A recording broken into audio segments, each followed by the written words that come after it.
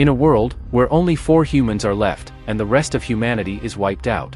The 4 strongest survivors tried to prevent humanity's annihilation by traveling back to the past. But only one of them could go. What's there to think about it? Isn't it obvious that who will go? The strongest among us, Kong Hansu, who has the power to grow infinitely. This is the story of the life of the legendary powerhouse, who returned to save humanity from its doom. Will he be able to save everyone? One day God created a new world. This world was created solely for the entertainment purpose of the god. The god named this world as Abyss. The god soon began to flood its creation into this world.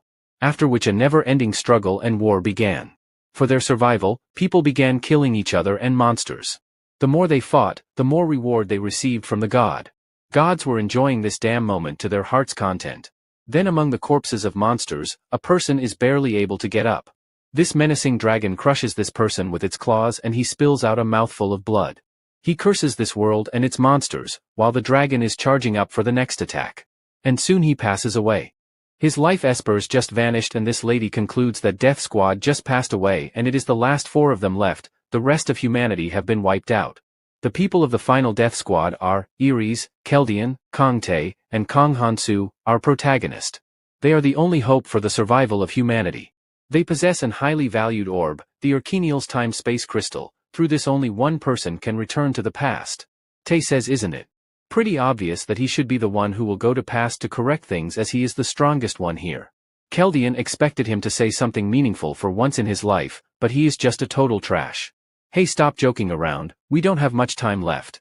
The Valkyries we sent to the battle the Golden Dragon are already dead, it is not long before they get here. She then says that the only person who should go to past is you, Kong Hansu. He then recalls his past memories. He fought long, way too long, all those years. He fought over and over again. He is feeling hopeless as dying this way is fine too, I guess. Don't sound weak, Hansu, you are the only hope for the humanity. Don't give up on that. His friends also encourages him to cheer up a little bit. Keldian points out that he started 20 years later than them, and yet he still managed to gain same level of power as them in a shorter period of time. Had his abilities awakened 5 years earlier, then the present would have been totally different. Even this dude who always talk useless, talks something meaningful for the first time. He has very good skills and he is the right person for this job. But if don't want to go by any chance, then I am ready to go in your place. If that is possible, then I could get all the items that I couldn't get before. Haha, just kidding, you can take all the stuff that you could not get in this life, you are the one going anyway. Slowly Hansu stands up and goes towards the space-time crystal and he is about to leave. Then suddenly the ground above them rumbles, they found them. The Golden Dragon have come to get them. His friends encourages him to hurry up, they will hold off the dragon for him, he should go quick. They immediately start working on activating the crystal. He asks Ares and Tae to hold off the falling rebel. Ares dashes forward to the dragon. She taps her staff on the ground activating a boost spell and from her behind, Tae enters the battle and starts the killing the monsters. But he is pushed back when the Golden Dragon hits him with its claws. He is clearly struggling to hold off the dragon attack and our protagonist wants to go and help him out. But Keldian stops him saying that his main weapon is broken and he should leave this place ASAP. Before leaving, Ares advises him to not set people aside when he finds them annoying. The most important of all, he should take care of himself. With a faint smile, he replies that he will try. She says that he is the same as ever and leaves the rest to Keldian. Keldian also gives him a piece of advice before he leaves, that he should not kill needlessly, but should also not give mercy to those people who brought harm during the war. He should save only those who deserve to live. He also mentions name of a person whom he must kill absolutely. Now with a determination in his eyes, Keldian sets him off for the past. His book pages flips ferociously and the space crystals start moving. They all finally say goodbye to him. Our protagonist is then reincarnated. A woman is asking people where her child is, while another man is inquiring what even is this place. A green light emerges in front of them. Hansu smiles secretly remarking that it has worked and he has regressed to past. This time he won't fail. All the people are shocked and startled that what is this place that they are in. Some people start picking fight with others, while some child parents are missing. He thinks that since all of them appeared in this other world so they don't have an idea about it. Till this date, he remembers that the year he was born, hundreds of people went missing, and the number kept growing after that. Soon when he turned to 20 years, a gate opened and he also went missing due to an unknown power. The world in which he arrived was the abyss and it grew larger by devouring other dimensions. The people who arrived first learned skills and gained some superpower. But this world was also filled with strange-looking monsters. In this world there were no rules and regulations, so violence was a part of daily ritual. When everyone arrived at the other world, a door to the abyss opened and from that world came terrifying and overpowered monsters. As of now, all of these events will happen 5 years in future, so he should get stronger by then. He is a bit sad that the skills and strength he gained from previous life didn't transfer to this life.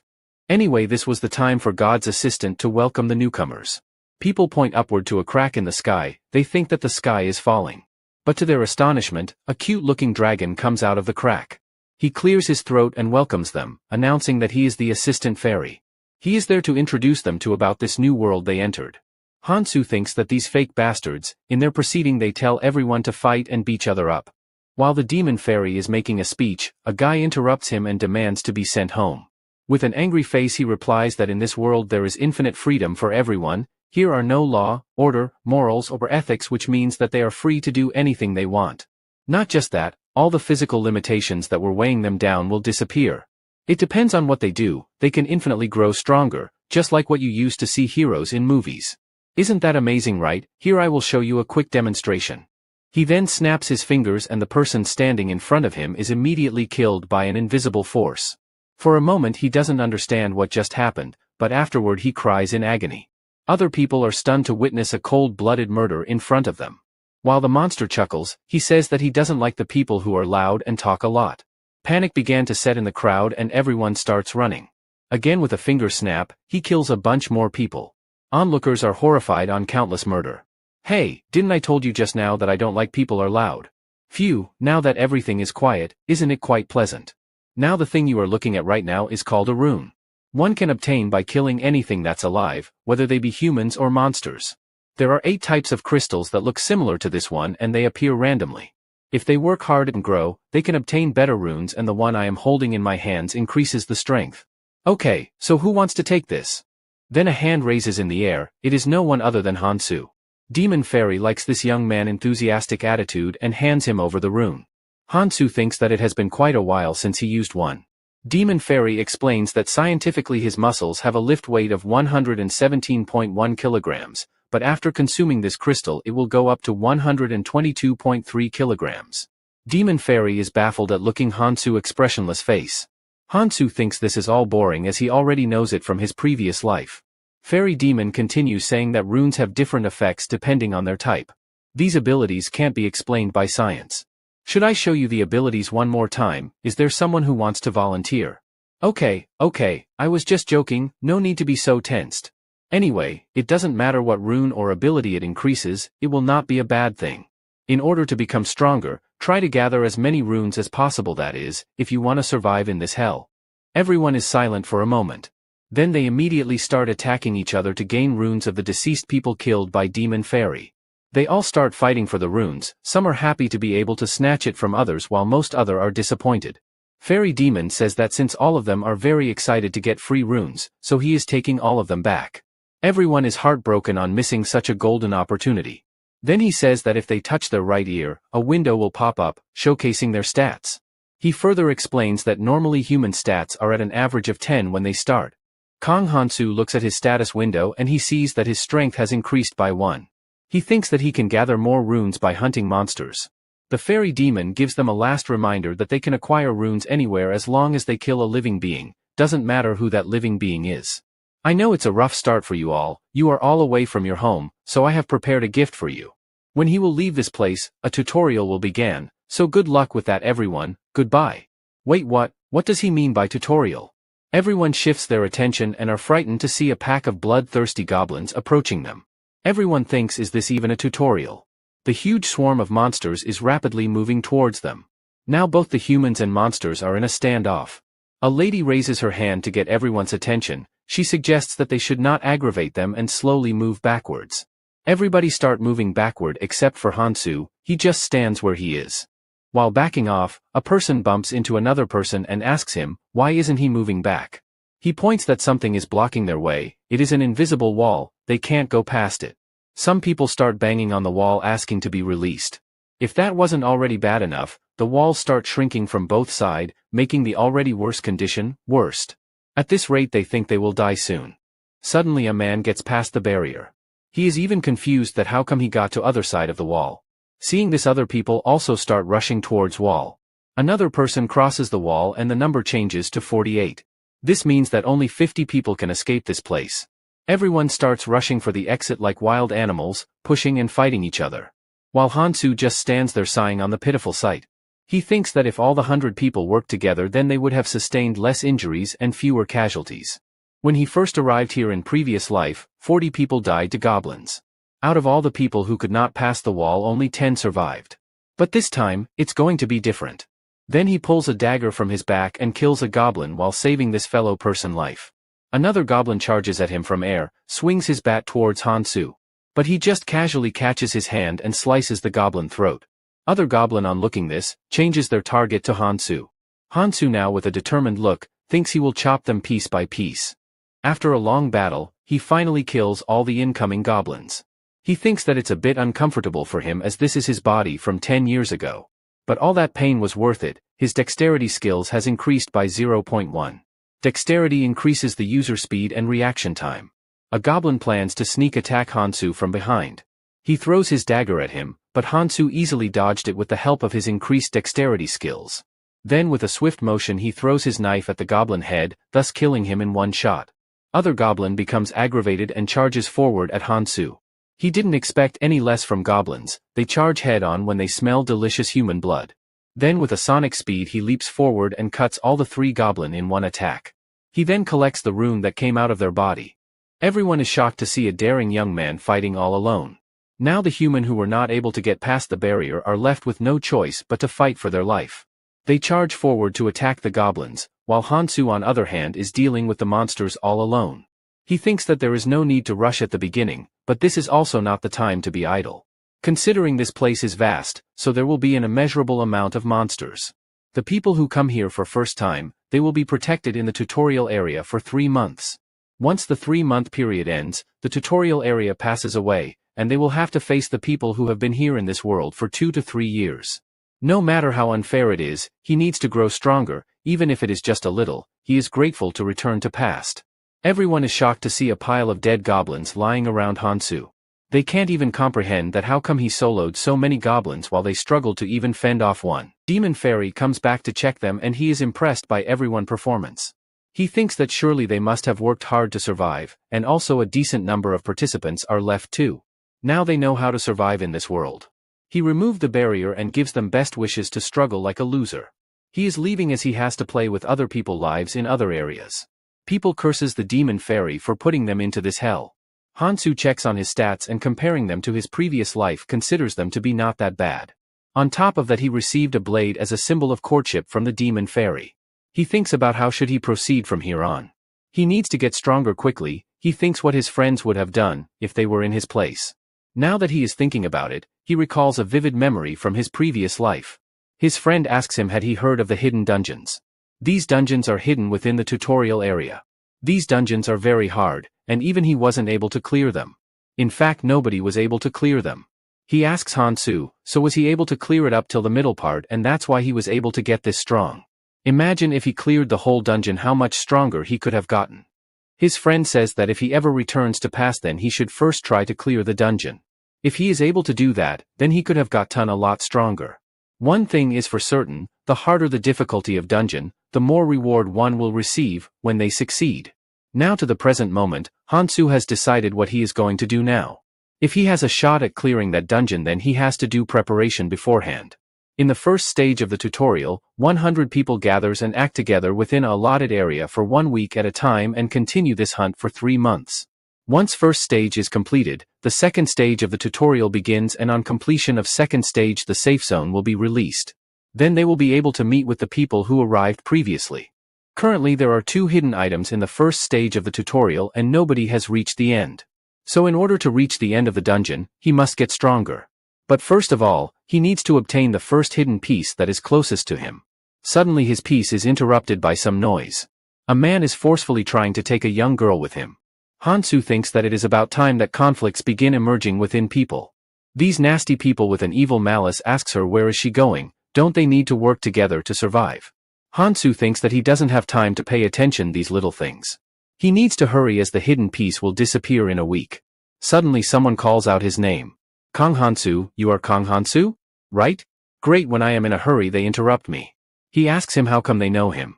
This other person reminds him that doesn't he have single brain cell, they were all together just before arriving in this world. Then he remembers that they are his college classmates. In their real life they all died on a trip, so he had forgotten them. This beautiful young lady snaps away the pervert hands. With a delicate figure she approaches towards Hansu. Hansu thinks that her beauty will definitely invite some trouble from other people. She apologizes to him for involving him into her matter and asks him how he have been doing. This pervert is clearly annoyed at someone taking his girl away from him. He thinks about teaching him a lesson. But stops in mid-track. He recognizes him as the person who took care of the goblin solo. He thinks that since now he is weak after fighting those goblins and they have advantage in numbers, they should take him down. He calls them, saying they should listen to elders. Now come here you little boy while I am talking nicely to you. Hansu sighs. He thinks that there are always some people like him who get overexcited over their first fight. As Sun Tzu said, if you know the enemy and know yourself, you need not fear the result of 100 battles. Hansu also makes the similar comment, asking isn't he getting the point here. This pervert then snaps Hansu's hands away from him, calling him a bastard. Hansu then pulls out his dagger. Whoa, calm down young man, we are not bad people. Their boss makes an entry. He asks them why don't they join them, don't they think it reasonable to act together. Hansu thinks this guy has perfectly adjusted to this place. He is like a running wild animal and in the future he will become a problem. Should he take care of him now? But remembers Chaldean words, that there is no reason to kill needlessly unless the person bring harm during the Great War. He also remembers Erie's word, to not push away people much and take care of himself. He thinks that there is no reason to take care of these guys right now, when left alone they will automatically self-destruct. With that he takes his leave. The pervert man asks his boss isn't he going to kill that bastard. To which he replies, that little punk isn't important. What's important right now is to set order and show our dominance in this place. He likes this place as in here the strong rules, this is a very good opportunity and we should not miss it. After which he too takes his leave from the scene. His friend says what is wrong with that guy, he looked way more scarier than goblins. He thought Hansu was a strange guy to begin with but he didn't know that he was like that from start. He didn't have any parents and always sat dazed in the corner. He then asks, why did he acted like he didn't know them? Hansu while thinking for a while replies that it is a memory loss. His friends are in utter disbelief, while Mihi laughs on hearing this. Hansu pities her, she would have lived a comfortable life, but here beauty is a double-edged sword. If utilized well, it could become a powerful weapon, he thinks that they will do alright. The scene then shifts and Hansu's group is walking along a desolate road. They have been walking for such a long time and they don't even know where they are headed, do they even have a destination? Mihi also asks Hansu where they are going. To which he replies that they will know once they reach there. He thinks that they have finally reached the destination. It is a subway station where the hidden piece is located. The station's name is Gangnam Station. Mihi asks Hansu, of all the places why did we come here? Hansu thinks that he can't be bothered to explain every little things, hadn't it been for Erie's scolding, he would be going around just alone. He thinks that he has no choice but to answer her question. He says that he has a hunch, he explains that in return for losing his memory, he has gained a superpower. Everyone is shocked to hear the term superpowers. Hansu thinks that this is the most reasonable thing he could have said, as fairies exist here so superpowers can also coexist. A group member asks, do we have to follow him down the subway? Hansu replies that it is up to them whether they want to follow him or not. He is not gonna force them anyway. He then proceeds to enter the subway. Others not knowing what to do willingly follows Hansu into the subway. His friend asks him this place is giving him creeps, is he sure that they are heading to a safe place? Sure not, they will be soon meeting some friends who dwell in this place.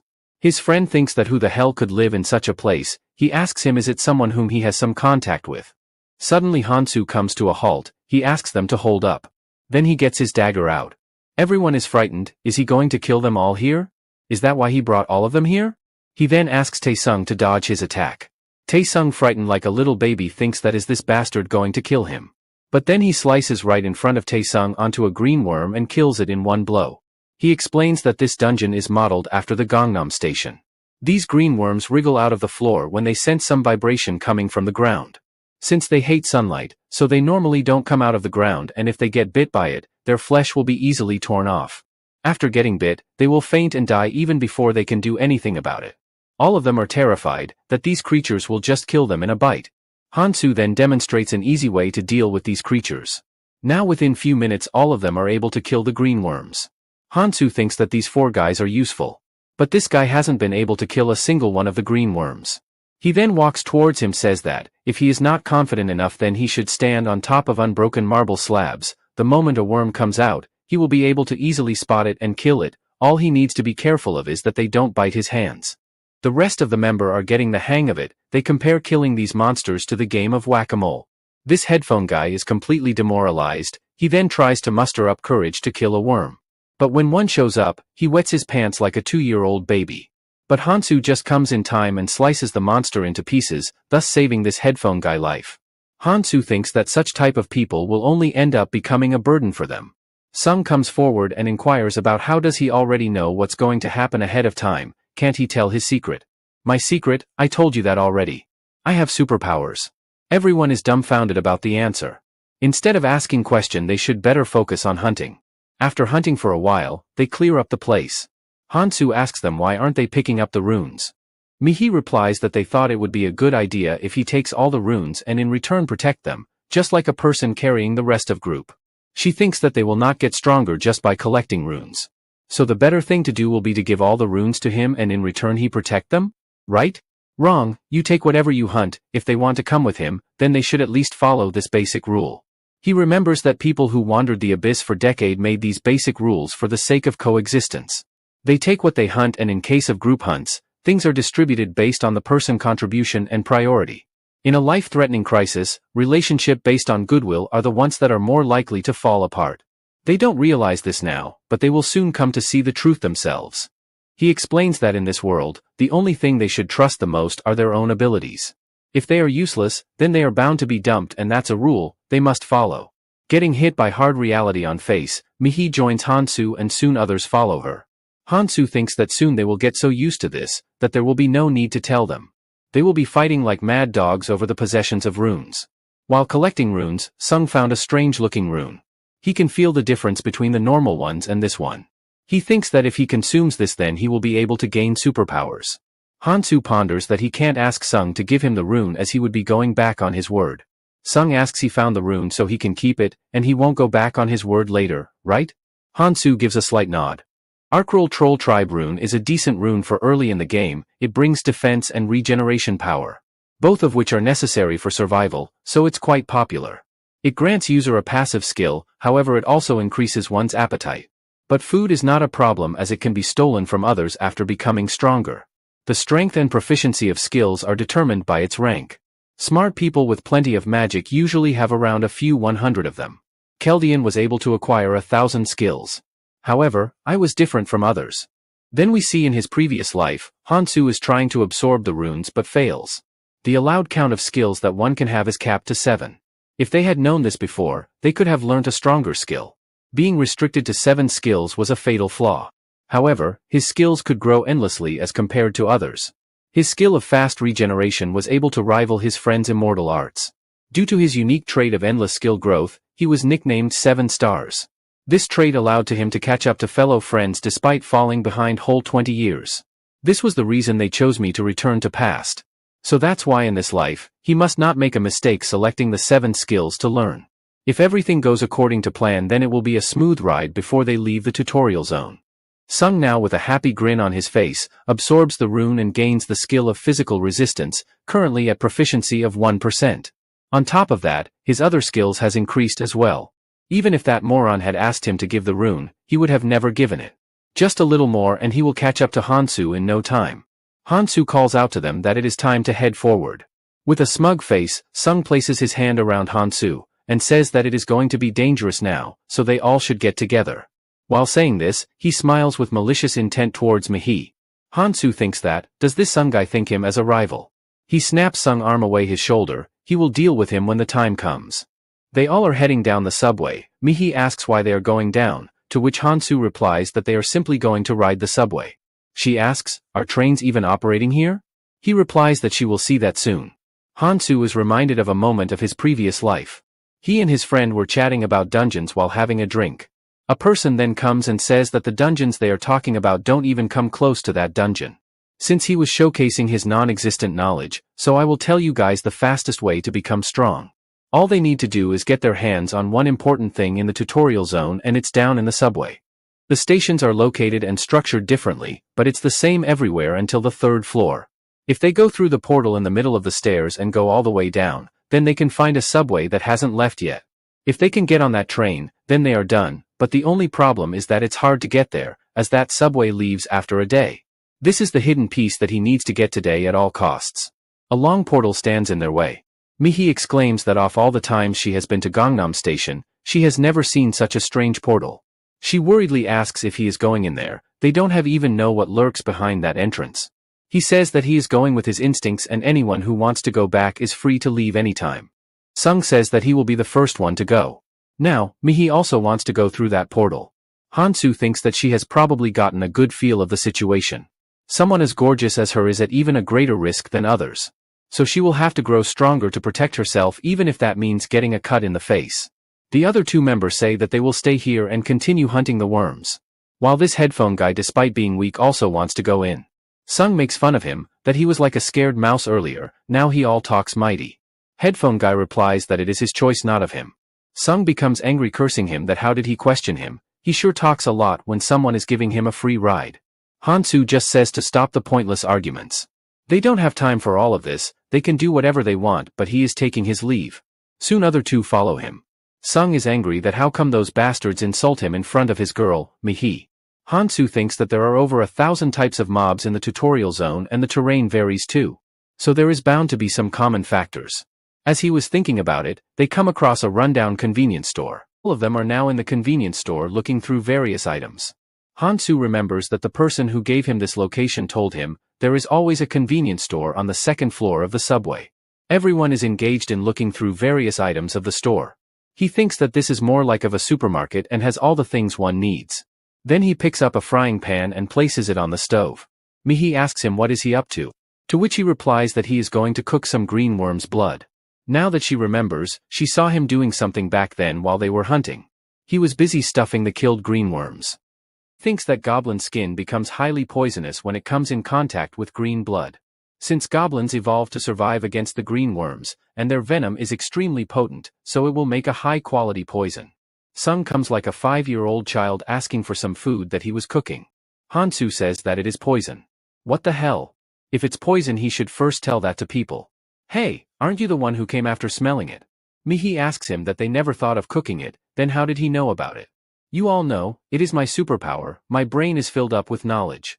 Sung is agitated that he always evades that question. In reality, Hansu thinks that his brain would have exploded from memorizing all of the ingredients. Even if he returned to past without knowledge, then everything will be useless. What matters is the amount of information one can remember, and reinforcing them is very important as well. In his previous life, Keldian is teaching them something important. Also, they should be careful not to share this information with anyone. Future knowledge will only fasten the decay of the abyss. So they should only unravel this knowledge as planned when they really need it. Without exact ratio and boiling time, this poison would be useless. Once it is done, he then pours it into a bottle and spreads it onto his sword. He asks him can they also use it. They cheer up when he replies that sure, why not, but in return they will have to give him half of the strength or stamina rune they collect by killing the monsters. Sung says that he is charging way too much for a one-time use only. Hansu replies that if he wished then he could give it to them for free. But in the long run, that's not a great idea. He thinks that in this world one-sided relationships tend to fall apart easily. Mihi volunteers first, she will pay him back later. Hansu hands her over the poisonous bottle, advising her to be cautious while pouring it. If it gets on her hand then it will be painful. Sung can't come up with idea to snatch that bottle from him. So he has to give in to demands of Hansu. He will also pay him later, and headphone guy also chimes in. They then take turn putting the poison on their sword. He then picks up his backpack and is prepared for the journey ahead. His friends are also ready, but then Hansu just stares at them. He says that do they plan to become other people bait with that big backpack? Unless they want to live their life fighting, they should leave them here. Besides, if they sweep up everything like that, other people will chase them down with their lives on the lines. So it is better to leave some stuff behind. He first thought of him as a quiet person, but she now sees him more than a great fighter. She thinks can't she also get a superpower like that? She has to survive here for the rest of her life. She doesn't want to die at any cost. For that she has to become stronger, and if there is Hansu then she doesn't need to fear about anything. Sung is frustrated with some plot developing between Hansu and Mihi. He doesn't like this one bit. In frustration he tosses his bag to the headphone guy. Then he goes on to call Hansu in a hatred tone. The superpower he mentioned earlier, is there a way for them to get it? He replies that there could be a chance. First they cheer up and again asks him. When he reassures them, their face brighten up like a blossoming flower. Hansu thinks that among the people who came to this world, several people developed special powers that they didn't have in reality. So if someone's not of any use to you, the simple thing to do was to get rid of them. Sung asks him that why is he being rude, is it because of he got angry at him at the start? Hansu remarks that this is something that he is not used to as he usually doesn't talk much. In his past life he fought countless species of the abyss creatures that kept increasing with time, and slowly the hope of survival dwindled and the despair dulled everything. Sung thinks what happened to him all of the sudden acting all that alone, did he hit his head or something? If it hadn't been for his damn superpower then he would not have been his underling. He thinks that he only needs to wait till he gets stronger, and after getting rid of this Hansu, he will do all the things he want with Mihi. His lewd thoughts are interrupted by Hansu's sudden gesture to halt. He then inspects the sticky substance on the ground. Judging from the type of slime, it doesn't belong to a sword snail. Neither does it have a distinctive sour odor nor this could be of slashed-up zombie. So that leaves only one possibility. This is of the creature land mermaid. And mermaid are not the quickest creatures, but if someone gets hit by their paralyzing venom, then it might sever their limbs. But our protagonist have a plan for this. Sung says to stop acting like you know it all. Hansu, ignoring Sung, asks them to follow him. He will show them something interesting. Interesting? What could he be talking about? Since they don't have gasoline here, so this makeshift Molotov will do just the right work. Mihi asks, aren't these the firebombs from convenience store earlier? Sung says that this superpower is quite convenient for him. Doesn't he prefer this place to the original world? He can do whatever he wants. If he had a power like that then he will be able to do anything he wishes for. He asks what's wrong with him looking at him like that. Hansu's brain is clashing inside whether to keep this guy alive or drop him dead. He sighs and then proceeds to explain his plan. When one person throws the firebomb, the other three will come forward and attack. The one at the front line will have priority to receive the runes.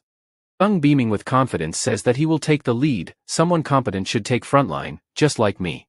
Hansu asks who will throw the firebomb then. Both Mihi and headphone guy raises their hand. He asks them to come to an agreement. Who's going to throw it? He thinks arguing with Mihi is kinda hard as she is so cute. Okay fine, both of you can take turns throwing it. Then start walking. This headphone guy thinks that how far will they keep going? He can't even back out at this point. He came here because he didn't want to be left behind, but are rest of them really okay with this? Hansu says to be alert, the land mermaids are coming towards us. Mihi, quickly throw a bottle towards the source of the noise. She thinks this is the moment, she can't mess up. Now with a bit of determination she throws the bottle at the mermaid and the mermaid burns in agony. Mihi exclaims that she got one. Hansu says okay good, now the rest of us will start attacking the mermaid, be careful don't let the venom hit you. Hansu immediately dashes forward and kills off a mermaid in one swing. Sung thinks this bastard is taking all the runes for himself. He can't lose to a guy like him. He is busy in his thoughts, a mermaid latches onto him. He is caught off guard, he swings his dagger but misses it, but the poison takes the effects on the mermaid and kills it. He exclaims that this poison works quite well. Hansu remarks that poison he gave them is worth the runes. Sung thinks with this he can catch up to him in no time. Even I too think that this guy needs a reality check, he is too obsessed with getting his ass kicked. Anyway, onto the story. Mihi and headphone guy are throwing Molotovs while Hansu and Sung are dealing with monsters at the close quarter range. Just as expected in a fight against a flammable creature, bringing firebombs was an excellent choice. Even though this blade has gotten dull, but the poison is doing a great job of killing these creatures.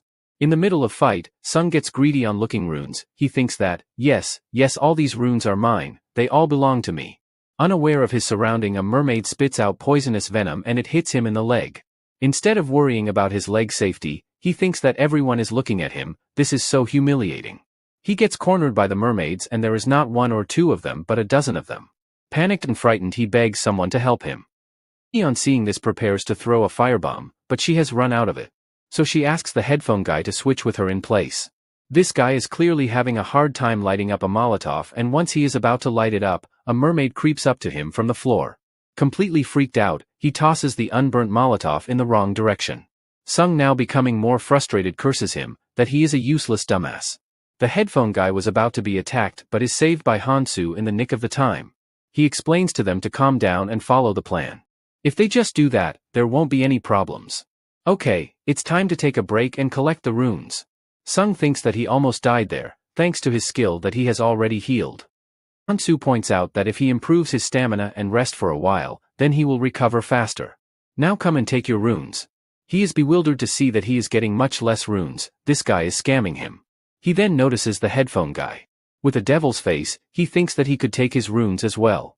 He calls out to him while he is picking up the runes.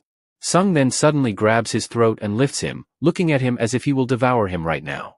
Sung is almost about to kill him. He says that because of him, he could have died. Can't he throw a damn Molotov correctly? Mihi interrupts them from fighting further. She scolds him to let go of Sangjin quickly. At this rate he is going to die. Sung just throws him off the ground. He then approaches him and lifts him by his head. He remarks that not long ago he was crawling with his head down. Now it seems like he has forgotten his place. He should just follow others for the rest of his life like his dad used to do, and, as for these runes, I will be taking them for myself. But then he is interrupted by Hansu. He comments that this is not his share. Sung proclaims that is he really gonna give those precious runes to this damn bum? Giving to him is same as throwing in them in the dustbin. Even if we give him, what will he do with that? They should share the runes between themselves, and even they don't need the other people anyway. Hansu replies no matter what, the distribution must be fair. He's not the one who should mess with someone else's livelihood in first place. Frustrated, he walks away from the scene muttering that he will regret it later.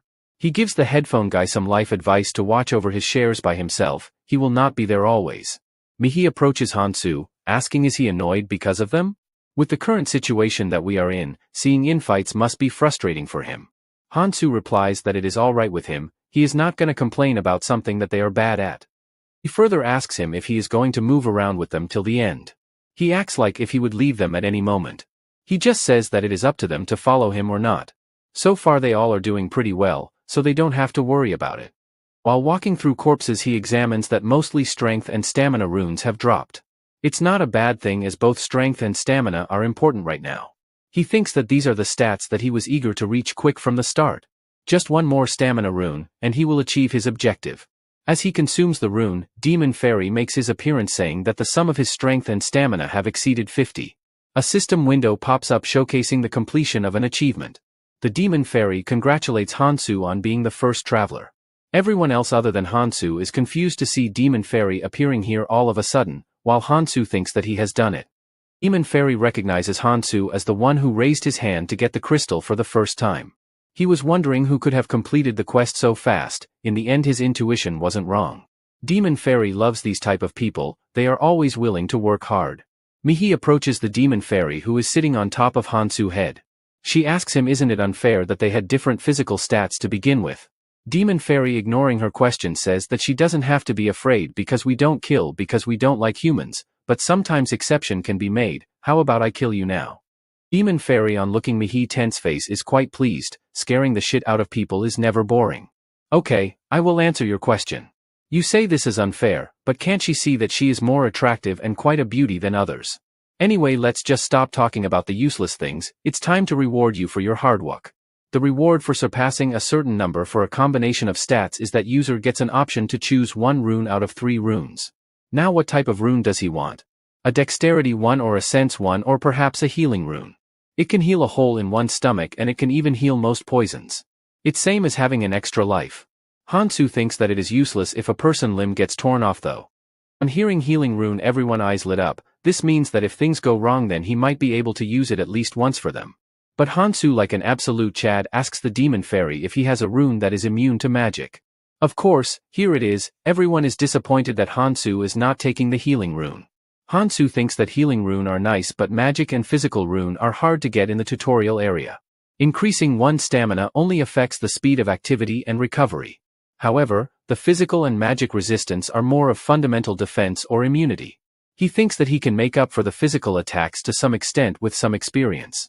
But magic attacks are different. This would prevent an immediate death. Now that he has chosen the magic rune, he should better get going and wishes them good luck on their journey. Then head to 3rd floor of the station. All of them are engaged in fighting the mermaids. Mihi thinks that now it is a lot easier to kill these monsters than before. She finds Hansu doing something. Could it be that he is making poison again? She thinks his speed looks the same as earlier. So she asks him that he has got so many runes, then why hasn't his speed increased? Hansu thinks that she has quite a sharp eye. He points out to his hand, it's because of this. One can collect rune like this, all they have to do is put their hands out while thinking about collecting them and they will be stored within you. She asks how did he know about that. He replies that it is because of his superpower. She then tries to absorb one into her body. But Hansu just says that there is no point in copying him. They should not do this because first of all, it slows down the hunt, second is that if he dies then the runes he collected will be meaningless. Runes collected this way will drop when he dies. Headphone guy asks him then what is the point of collecting them. He replies that he will trade with them later. Even though it's hard for it to happen right now, but once some rules are established, they can be used as a substitute for money in the tutorial zone. He tells them that they can't do this. So they should better pick them one by one. Sung says that just because they listen to him, is that why he looks down on them? Why can't they do what he can do? Hansu thinks that these guys don't understand where they stand. Anyway, since they are in for a long journey. So he calls out for everyone's attention. Whether they follow him or collect runes, it's up to them. But right now they must listen to him. Saying this he drops his sword and asks them to hand over their weapons to him. Sung says is he out of his damn mind, are you a robber or what? You already have your weapon, so why are you asking us to hand over our weapons? The blade has become blunt, so I can't use it in a fight. Plus I will need some extra blades as well. Now do you get the point? You are talking nonsense, have you gone nuts? If you take our weapons, what are we gonna fight with? Bare hands? Do you want to make us feel like a baby sucking his thumb? Headphone guy is willing to give his weapon, but is cut mid-sentence by Sung, don't speak a word. You dumbass. Fine then, since you are not giving me weapon, so you should volunteer to fight the monster down there. You think, I would be scared of a monster, huh? Just as he expected, he got a negative response, after all he doesn't know what's down there. I should be strict here. Okay, I will give you guys two options. First, I am out of the group and you can go on your own. Second, you guys stay out of this, and let me deal with this alone.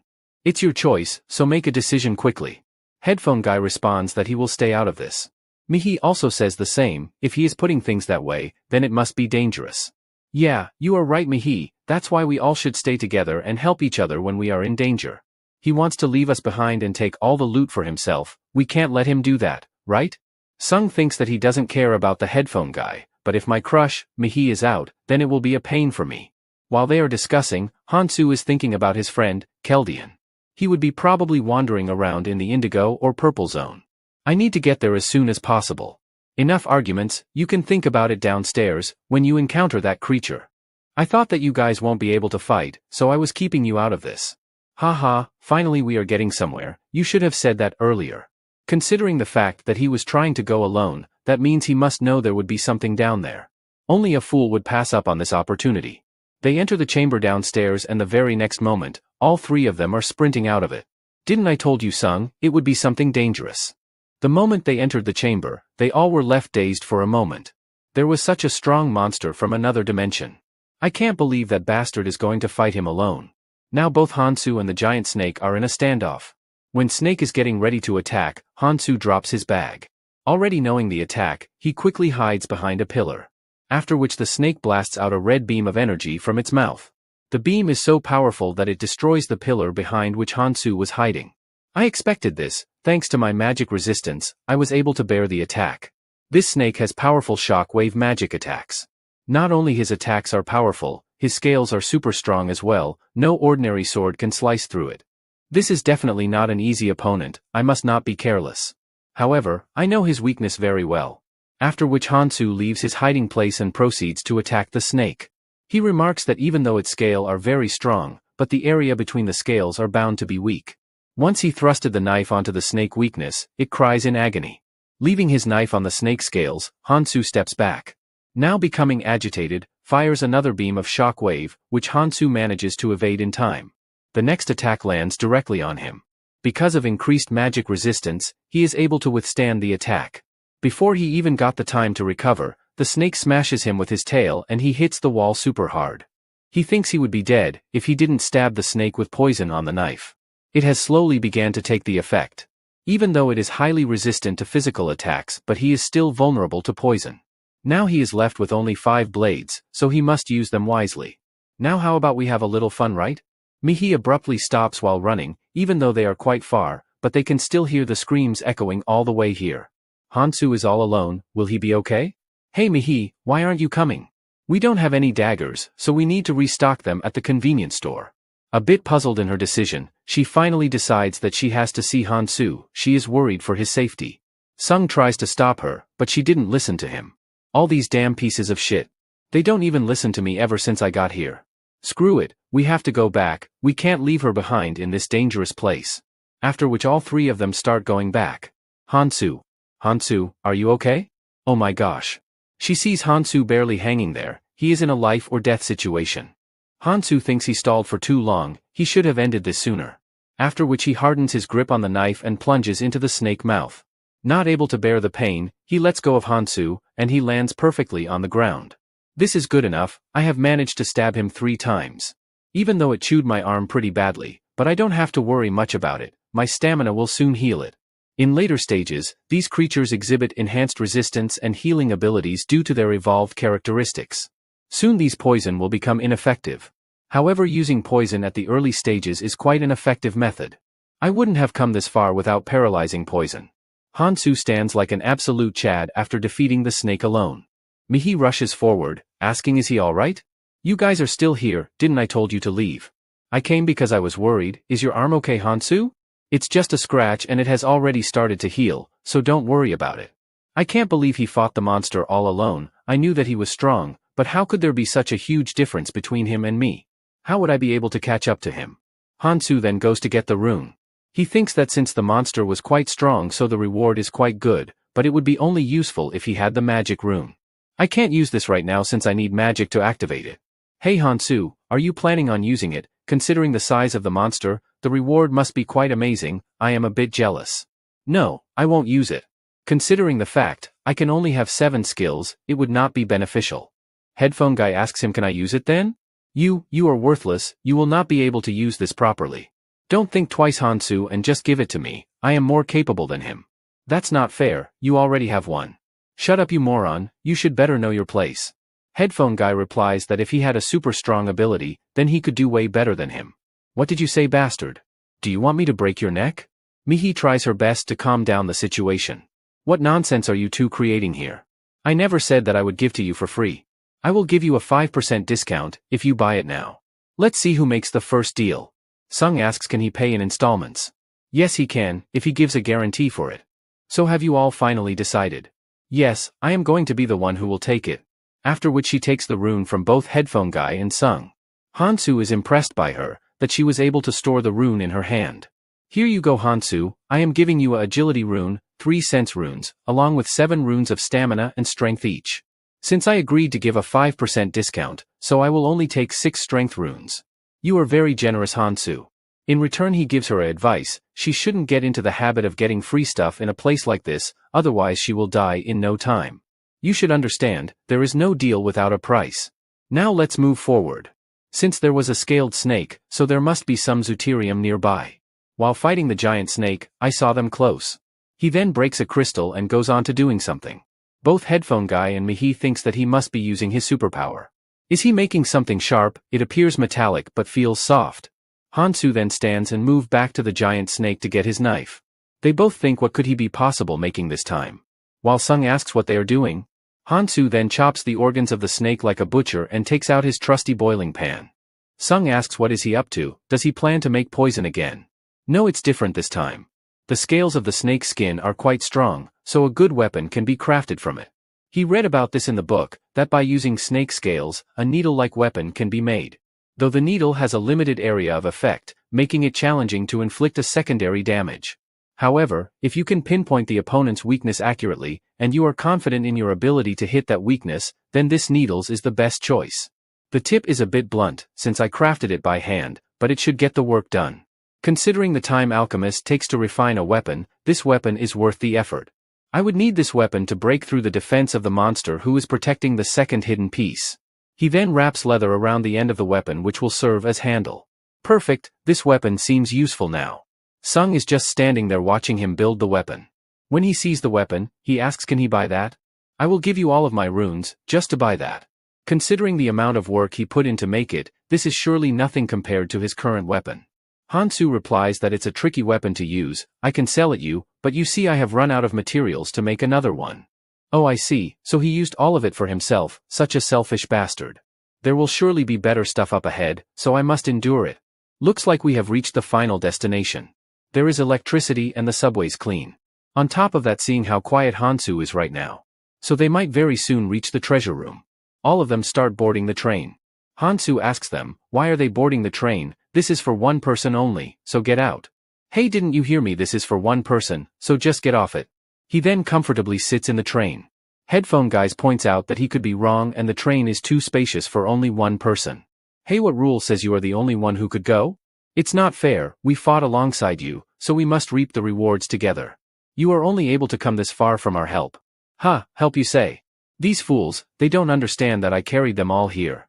Yeah, of course there is no rule that says I have to go first, and because there are no rules in this world. So they can either get off the train or settle the score with him here.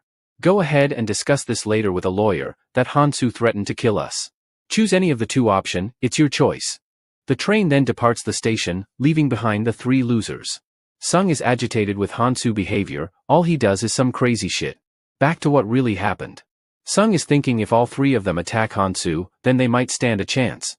If they win, they will get all of his weapons and runes. Even if they lose, then they can beg on his feet to spare their life. He wouldn't kill them? It might be worth the risk. But those eyes freaked me out. If I even made the slightest move, he would not have hesitated to kill me on the spot. I know he is capable of more than that. Mihi thinks that they might have pushed him too much. We owe him for getting us this far. We shouldn't have provoked him like that. Okay, let's move on, we need to keep going. These idiots, they don't understand that what matters here is strength, so they must do anything to gain power.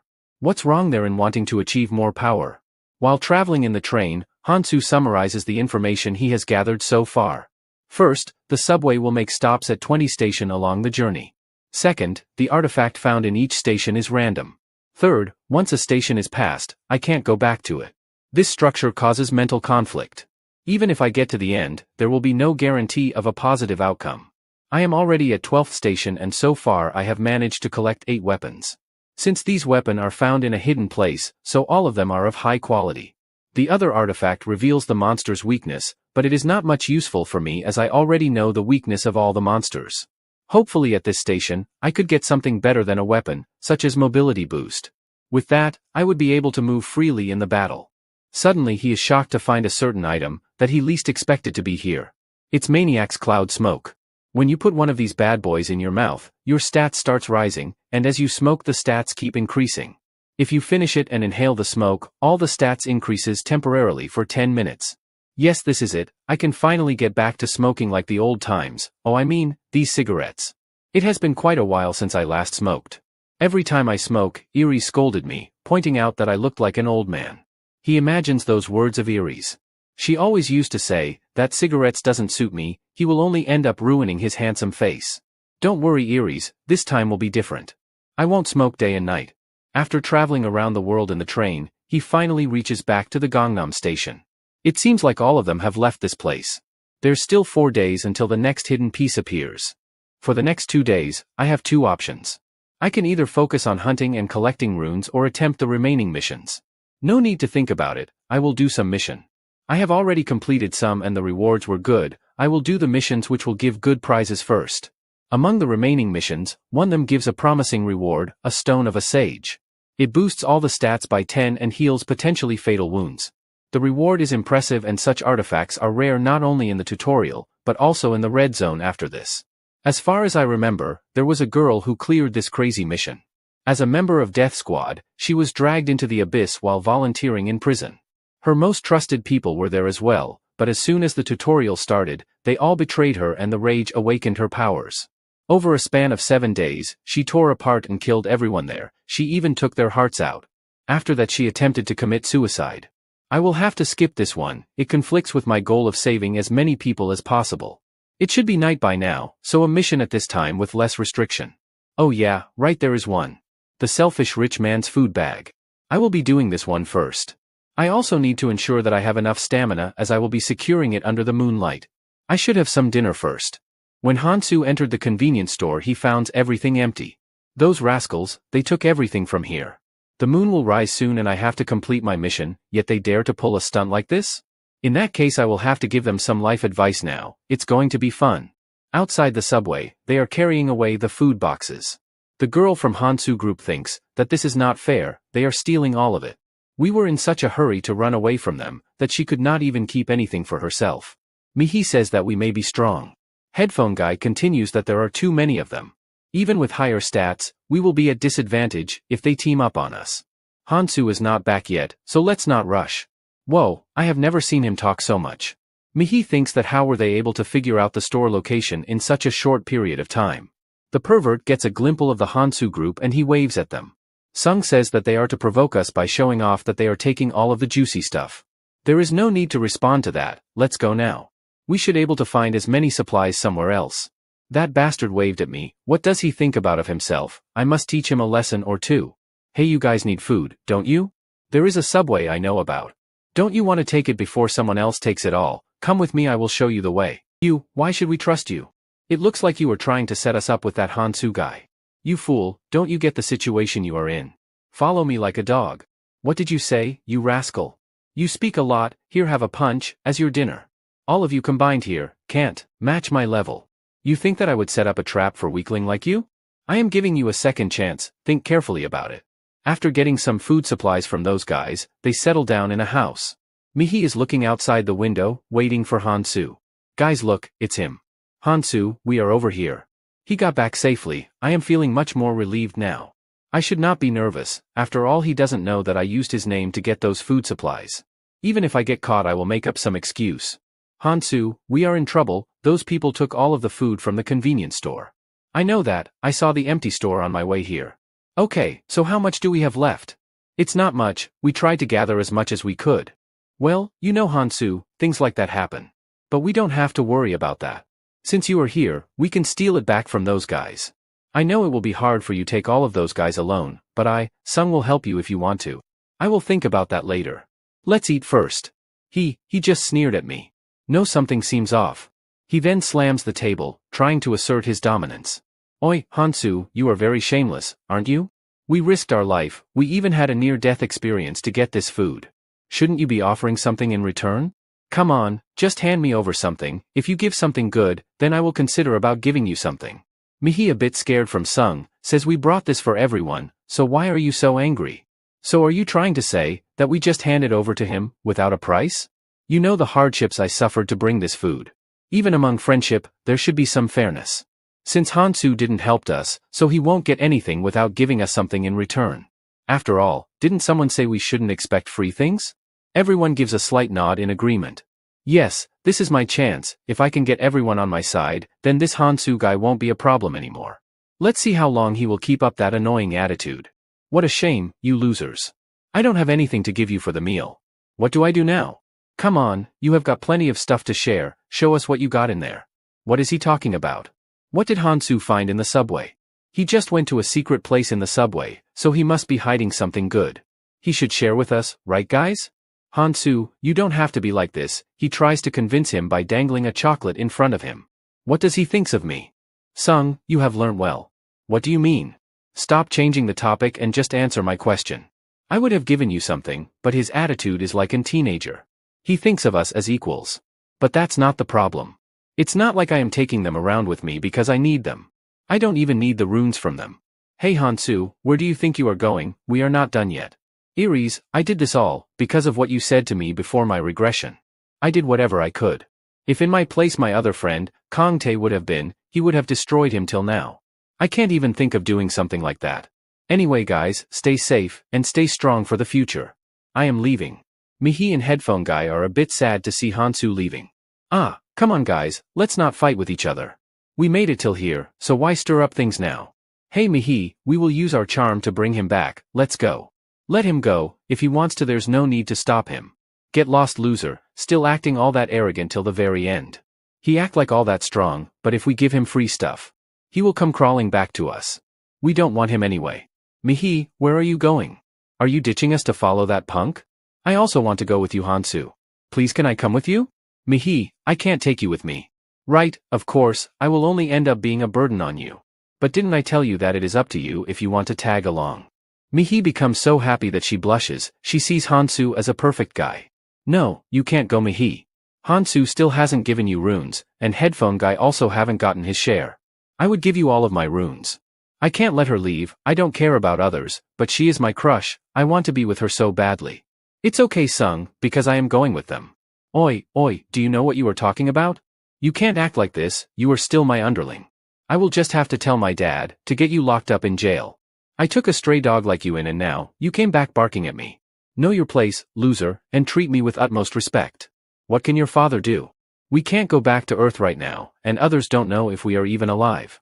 So how are you going to tell your dad? At this point all of that doesn't matter anymore. I don't have any reason to listen to you anymore, got it? He still stood up against me, even after all I did to crush him. Whatever. Get lost, all of you. We have all the food anyway. Everything will be the same at other places. In the end you will only come back begging to me. All three of them walks alongside the desolate road. We should have brought some more food with us. We don't have much in our bags. Yes, you are right about that. While both of them are chatting, Hansu sees a cloth hanging in the store. Since my clothes got torn away while fighting against the giant snake, I will gladly take this free of cost. Whoa, Hansu looks handsome in those clothes, even though they are still the same. Alright, we still have some stuff to do, so let's not waste time here. Headphone guy is worried about his safety in this dangerous place. Even though Hansu has the power to do anything, but if he gets in trouble, then I will pretty much die here. Looking at his face I can sense what he is thinking right now. Anyway, it's about time that the moon shows up, as it's almost midnight. Midnight? Mihi's face turns pale on seeing something horrific. There is something strange about that moon. It seems much closer to us. Something unexpected happened. The moon opens its eyes. Mihi is shocked to see the moon having eyes. What's happening?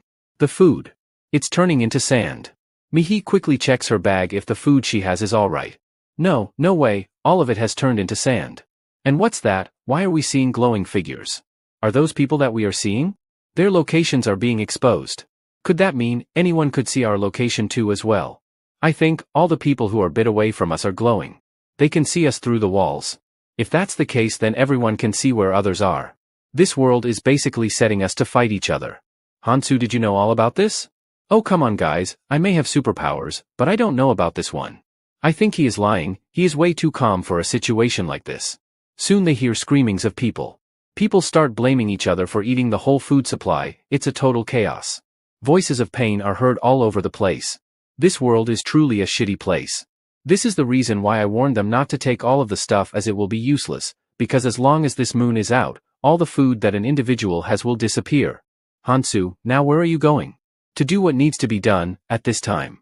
Guys, what's going on? All the food we had, it just disappeared. What are we going to do now? Should we search for food somewhere else? They probably took all the food at the convenience store.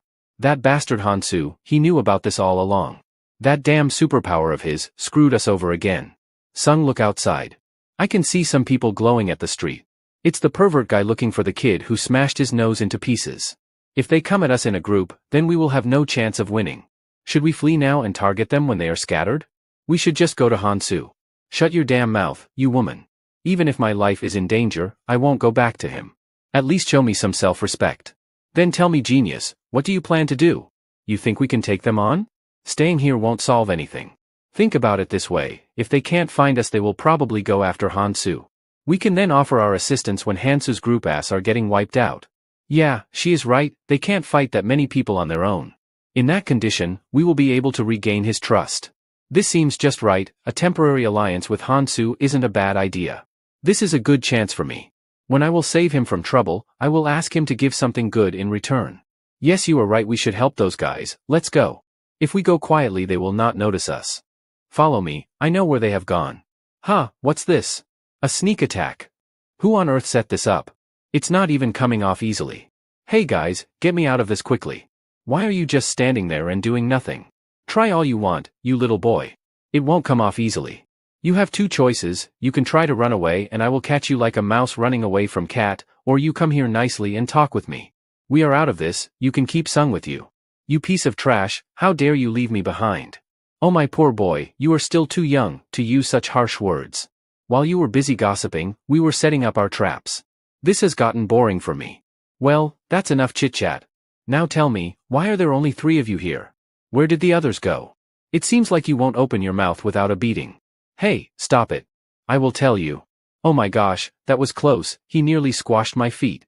I will tell you everything you want to know, ask me anything. I am even ready to wash your ass if you want. That's not needed. Just lead us the way.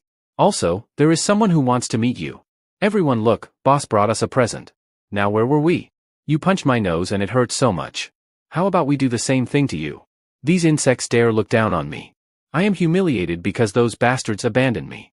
Don't overdo it, my slaves, beat him in moderation. Guys, did you just heard what the boss said? Let's beat the shit out of him in moderation. They all start stomping on Sung. Guys, I am so happy to see Sung being used like a punching bag. He was annoying our MC for such a long time, so he deserves it.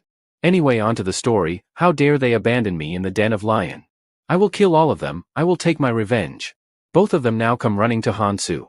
They are shocked to see them cooking something. Guys, what are you doing right now? It seems like as if you are here for camping. Hansu thinks that by now they would have realized that all the food is gone, so that's why they came back to me. This smells delicious, let's eat together. Hansu then picks up his weapon and slashes the ground in front of her. Hey, are you out of your damn mind or what? Take a step further and I will kill you. Hansu, stop this childish behavior, it's not like we fought with you. You know it's Sung who is at the fault. What should we do so that you let us in? My superpower is tingling like Spidey sense. It is telling me that if you join me then things won't go well for us. That damn superpower, it even tells you all sort of shit, huh? It tell me other stuff too, would you like to know? Right now it is telling me that it is dangerous with two of you being here. He caught on that quickly that we brought him trouble. Soon the pervert guy gang arrives at the scene. The boss of the gang and Hansu makes eye contact with each other. Oh, so it's these people who are creating a problem here. There is too many of them, how are we going to deal with them? Does Hansu has a plan for this? Hansu, unfazed with the situation, explains to us about selfish rich man's food bag. The condition to acquire it are simple. One has to cook and eat as much food as possible while the moon is out. Although, the first condition is simple, but the other condition is that one has to be selfish. The person who doesn't share with anyone and eats it all alone. This is the only way to get this reward. Even though other people beg and do my dirty chores, I will just have to consume the food without sharing. In such circumstances, I will have to keep my calm. The girl who ran away earlier sees Sung walking towards her. Sung, your face, it's all bruised up, are you okay? Shut up, you idiots, how dare you leave me behind? We didn't leave you behind because we were scared, but we went to get some help, you see. Bullshit. Is this how you help your friend, by abandoning them? Calm down, my pet, calm down. There is no need to bark so much. Well, we meet again, young man. You have got some good skills in finding food. Now why don't you tell us how did you got it? There's meat everywhere, can't you see with your eyes? Or maybe you don't even know what meat is. Gross, he is actually eating the monster's meat. We had others to test it, and they are suffering from dehydration. Just look at them, they are eating without a care in the world. It seems you have figured out how to eat that safely. Yes, if you boil it in goblin blood, it's edible. Quite interesting, I have never thought about something like that. I remember that my pet said he has superpowers. This helped him to secure a valuable item from the station. Today seems like the perfect day to fight him. Even though there is a gap in our skills, but we have advantage in numbers. Plus, he is just an ordinary college student. He might have gotten used to fighting the monsters, but that doesn't mean he is skilled at fighting humans. Hey, my pet. What now? Go and talk with your friends a bit. That's not much to ask, so go with your wagging tail towards them. Why would I be friend with that Hansu guy? And what in the world he thinks of me? I think it will be safe for me to go, he will not create a scene in front of that many people. Hansu then stands up, and Mihi is more worried than ever. Yeah, let's have a little talk, Hansu. Mihi warned Sung not to come any closer and especially not to cross that line. Shut up, Mihi. You were supposed to be mine, but you betrayed me for him. Well, a loser is just a loser, looks like this is the end for Sung. Don't blame me for this. Hansu then slashes at the Sung's feet. For a moment, he didn't understand what just happened. But then he loses his balance and falls on the ground with a thud. He shivers, saying to himself, why don't I feel anything on my feet? When the realization hits him, he cries in so much pain after losing his feet. How can you call yourself human, Hansu? How can you do this to me, to your friend? The boss is shocked to see that he chopped his feet without a sweat. Everyone is a bit taken aback. I already told you, Sung, not to come any closer. You piece of shit, you did all of this over a piece of meat. Guys, think carefully, he did this over just for sharing food. If he gets stronger, do you think he will let you all go easily? He will kill all of you for the sake of runes. You better kill him now. Otherwise, you won't be able to match up to him later on. Alright, everyone get ready. That poor Sung is saying right. Hansu can't fight all of us here. But if he gets stronger, he will easily take us down. We have our weapons ready and with his body glowing, he can't run away from us. Yeah, we can take him on. But those eyes scare me. How can a normal kid have those cold-blooded looks? What has he gone through? I remember Ares and Keldian would often argue, even after deciding to cooperate with people. Ares said I shouldn't make enemies easily. But if the enemy is already in front of you, you have to crush them completely. Because if you don't do it, then they will take you down someday. Both of my previous life friends agreed on this fact with me. So that means I have green light to kill these people. He then looks at his arm, and pulls out all the runes he stored within his body, and consumes them all at once. Everyone let's crush him into pieces. Finish him off before he pulls any other tricks. Since it has to come to this, I will not hold myself back any longer. He then prepares himself to push forward and leaps ahead, leaving behind shattered road pieces. This doesn't seem a bad time to test out a mission on you guys. How is he moving like that? Don't worry guys, it will only hurt a little bit, and by little, I mean too much. Well, let's deal with rest of you. He then starts the killing spree.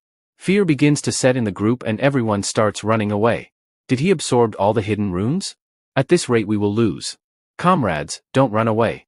There is only a single attacker and we have advantage in numbers. Damn it, everyone left this place and I am the only one left. The boss who was acting all that tough and strong until now, is nothing more than a prey trapped in a corner by Hansu. Don't come any closer, you should think this through. Do you think everything will be normal after taking someone's life? It's different from killing monsters. What you are doing is murder. Murder. You know, a kid like you can't bear the consequences of it. What? What just happened? We see that Hansu attacked him so fast that he wasn't able to see it coming. Multiple cuts and slashes are made onto his body. Yeah, that's right, know your place you piece of garbage. After the end of short battle, everyone is lying on the ground, crying in pain. The duos are shocked to see Hansu's extraordinary capabilities. Seeing the way how you two are still standing there. I think you two have a wish to fight me. How dare we speak a word against him? It is better for us to run away from this massacre ASAP. Well, now that I have taken care of everything, it's time to go back to eating some food. What's wrong? Why are you looking at me like that? You know I won't hand it over to you.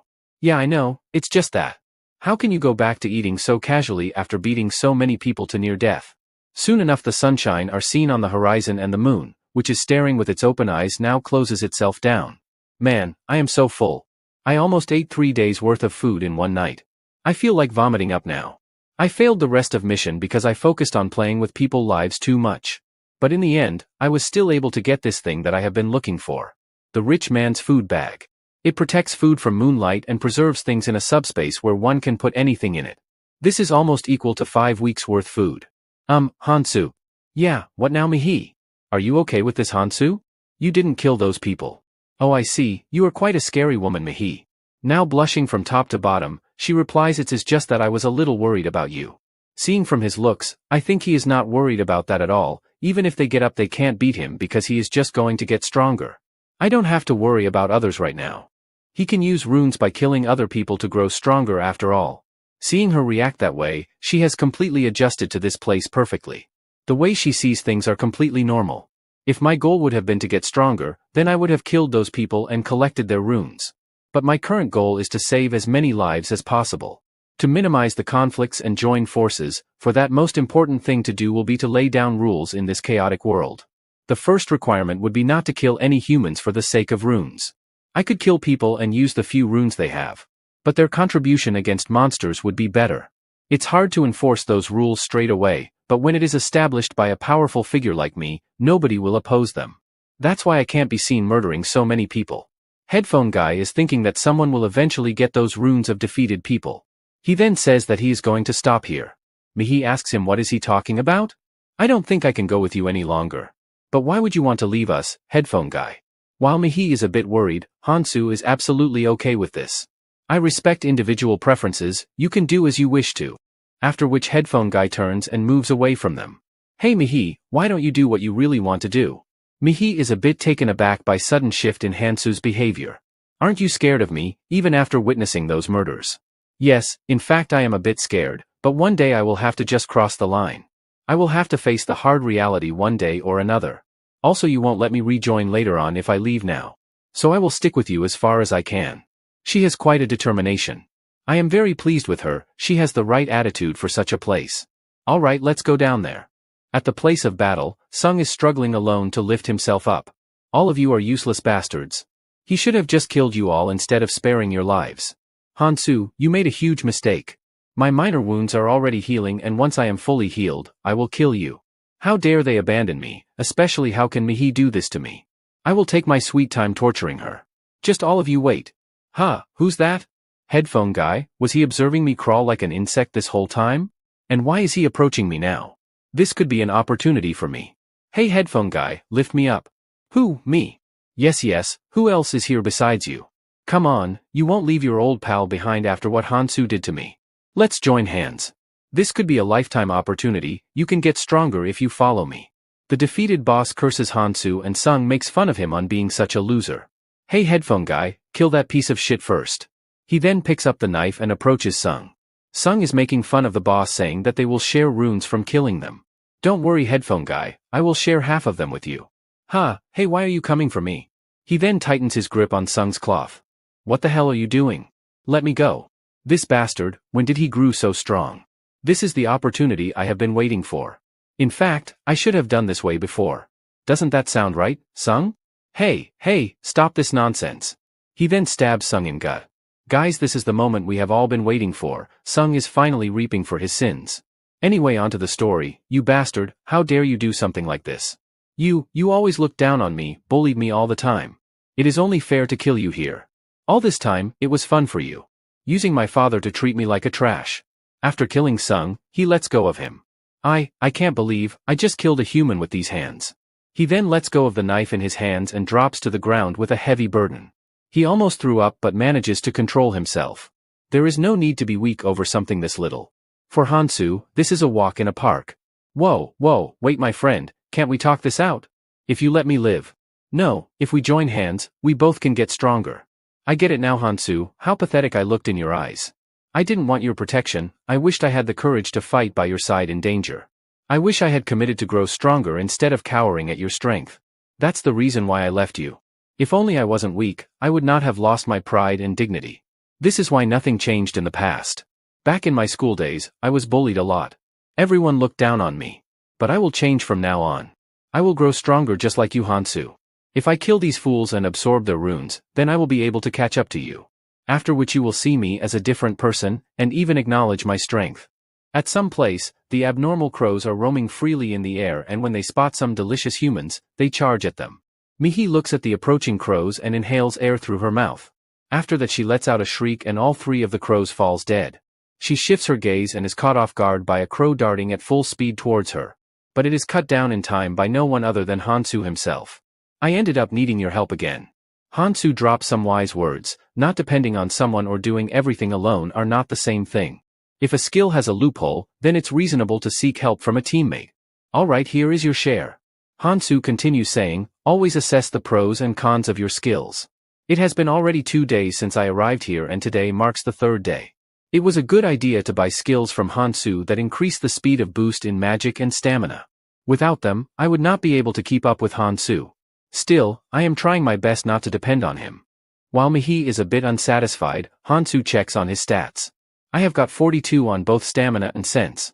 That's quite good so far. The best method of all is to maintain all of the stats at a similar value. I didn't have to go through as much trouble for exchanging the stats with Mihi, as she had low stamina and strength stats. Suddenly, they both hear a voice. The voice asks all the participants to gather immediately at the starting point, those arriving late will face consequences. It's the demon fairy voice. Alright, let's go Mihi, we should not waste time here. Hansu and Mihi are walking along side by side. Anyone looking from far away will think they are having an intimate moment. Mihi looks at Hansu nervously as if she wants to say something. Mihi, if you have something to say then just say it. On seeing Hansu reading her mind, she blushes even more and hesitantly asks, Hansu, by any chance do you have a girlfriend? I am so nervous, is this question too personal? I know I shouldn't think this way, but seeing him being so mysterious, I can't help myself but ask him. I also wanted to ask him another question but I can't muster up my courage. I didn't expect that she would say something so unexpected. My friend, Kong Tae from previous life would have loved this question. Even if this question is out of courtesy, he would have a huge amount of dopamine release. At first she trembled so much that she couldn't speak. Now that I think about a girlfriend, I might had one in my previous life, but in this life I still haven't met her. I can't lose her again. Mihi awaiting an answer comes closer to Hansu, and like an absolute Chad Hansu replies that he don't remember having a girlfriend. Mihi stays silent on this answer and they walk back quietly again. Soon enough they reach the starting point. Mihi sees a lot of similar faces, but the atmosphere here seems strange. The demon fairy welcomes their arrival. It looks like everyone is present here. Sadly, no one came late so I can't give any punishments. So I will get straight to the point. I have 2 pieces of good news for you losers. First one, if you last for the next 72 hours then you can leave this place. Don't you all think this is such a great news? Let's hear some cheers and applause. But everyone just stays silent. This isn't the type of reaction that I expected. Why aren't you all responding? Thank you Demon Fairy for such a great news, we are so happy that we can't stop clapping. Now let's introduce the star of this event, shall we? The ground shakes so violently that everyone trembles in fear. What could it be this time?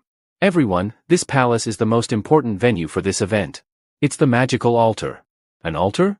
Inside of this altar lies a very cute pet waiting for you all. You can see it right through this transparent glass. This little guy here is a carnivorous beast, and to make things a bit more interesting we have starved it for a whole day. So he is dying to get out of here right this instant. This altar may look awesome, but it's weaker than it looks. It will probably break down in no time. Look, even some rock is falling off too. If this little guy gets out, I wonder how many of you will make it out alive? Damn it, if the altar collapses then will we have to fight that monster? Now let me give you the second piece of news. There's a way to put him to sleep, and if he falls asleep then he won't scratch the altar or try to escape.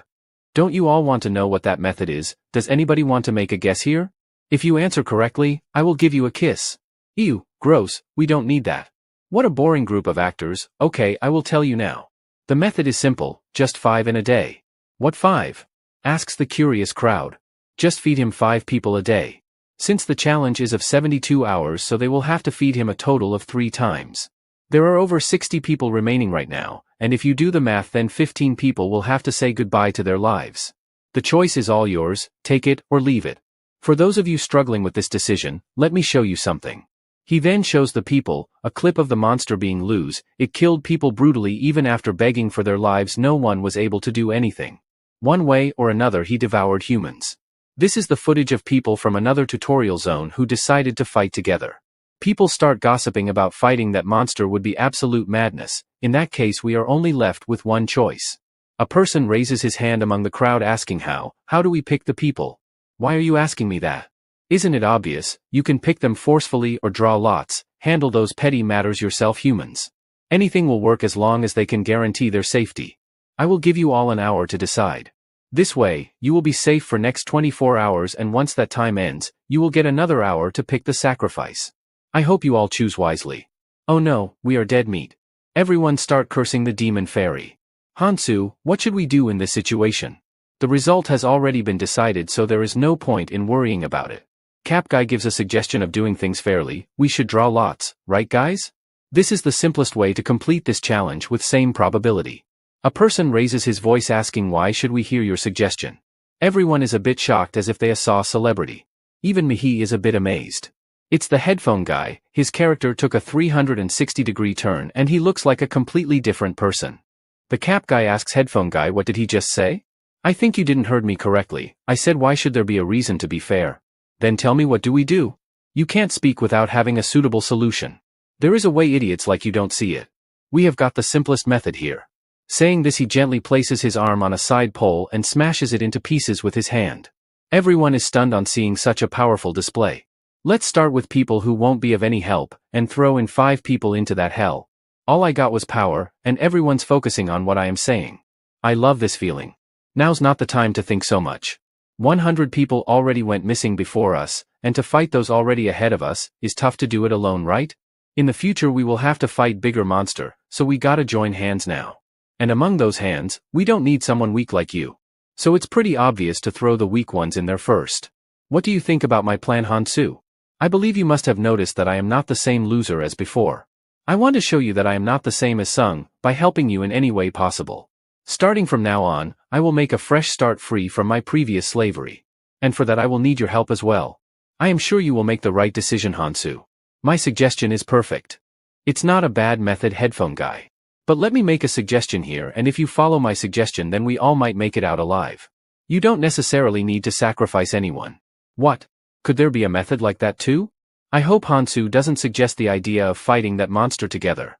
Hey, didn't you saw the clip? By now you should have realized that if we try overwhelming him with numbers it will simply won't work. His HP increases with more people it eats. Who told you all to fight? What? Then are you trying to say that you will fight that creature alone? Yes, exactly, that's what I am trying to say. Nobody can comprehend the fact that a mere college student will take him head on. How in the world will he take a monster like that all alone? Suddenly an average-looking politician with bald hair speaks among the crowd. Kid, what the hell are you talking about? This isn't same as fighting goblins. If we can't defeat it within an hour we all will be dead. The clock is ticking fast and we have less than an hour left. Headphone guy in his mind keeps thinking. I thought I had almost caught up to him, but did he get so strong that he can fight that monster all alone? I will fight him, but it's going to be difficult for me right now. Yes, I knew it. Even someone like you would need some help right now. Headphone guy becoming all happy says, then this means the top elites player should fight with you.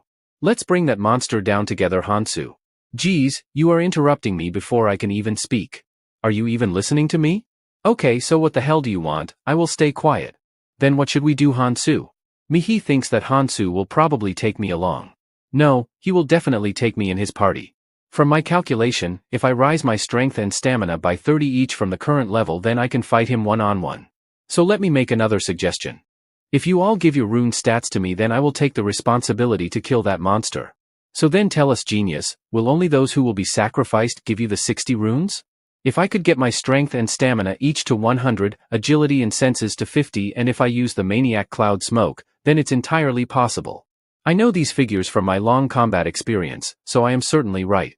And with those stats I can certainly acquire the second hidden piece. Even my previous life friends, Keldian, Ares and Kongte can't win this. The one who figured out a way to defeat him was the Berserk Monarch Clementine. Even for him, despite having high stats, he barely defeated this monster after nearly becoming good as dead. My success rate of acquiring the second hidden piece also depends on my stats, so I gotta get stronger quickly this time. I don't care who gives me those stats. If I reach that number then I will enter the altar immediately. Just to let you know, delaying this anymore won't be good. Weaklings like us can't possess that many runes, you know. If we had that much, we would be much stronger. Why don't you give those runes to me instead of him, or we can draw lots if you can't decide. What a selfish bastard, who dares to call me selfish? I am the one. Look, old geezer, you will obviously the first one to be thrown in there if we start with the weakest. So why should we give our precious runes to someone waste like you? You should better know the gap between the first and last place is extreme. Or could it mean that you are weaker than I thought? It's so obvious that weaklings like you would just run away. How dare you talk like that to me? Don't try to act all that strong, old man, or else you will have your limbs broken and thrown in there as the monster's feast. So this is all about being strong, huh? You should at least learn to respect your elders. Didn't you live in a democratic world? Democracy, you say? Great, then let's hold election here. The person who gets most voted will become tonight's dinner of the monster. You have two choices. You can either give your runes to save some trash politician like you or be ready to sacrifice yourself. We will vote anonymously just like in your precious democracy. What do you say? Hey kid, don't come near me. Someone like you can easily snatch away runes from others, can't you? If you just kill a few strong guys then you can easily obtain some. Before he can go on blabbering about his political problems, someone punches him on the face. Hey, what the hell are you complaining about? Do you want to die? No, I want to make it out alive from here. I have a family to feed. All of the people think about throwing him in there first. If the monster isn't satisfied by this chubby guy then we all will be dead. Hansu is done seeing too much of infighting. These people, they never understand when to back down as usual. We will need some life lessons and conflict resolution classes here. Everyone, quiet down. I will give you all a few options, so choose one of them. Hansu then lists 5 options and tells them if we were to feed the monster some people, these are the weaker individuals who will have to volunteer for it. Both bald guy and cap guy is on the list and some families are there as well. Are you saying that we become the sacrifices for that monster? How can you do this? Are you going to abandon us just because we are weak? The clock now shows that only 30 minutes are remaining before the monster is left free. Mihi is waiting outside the altar for someone.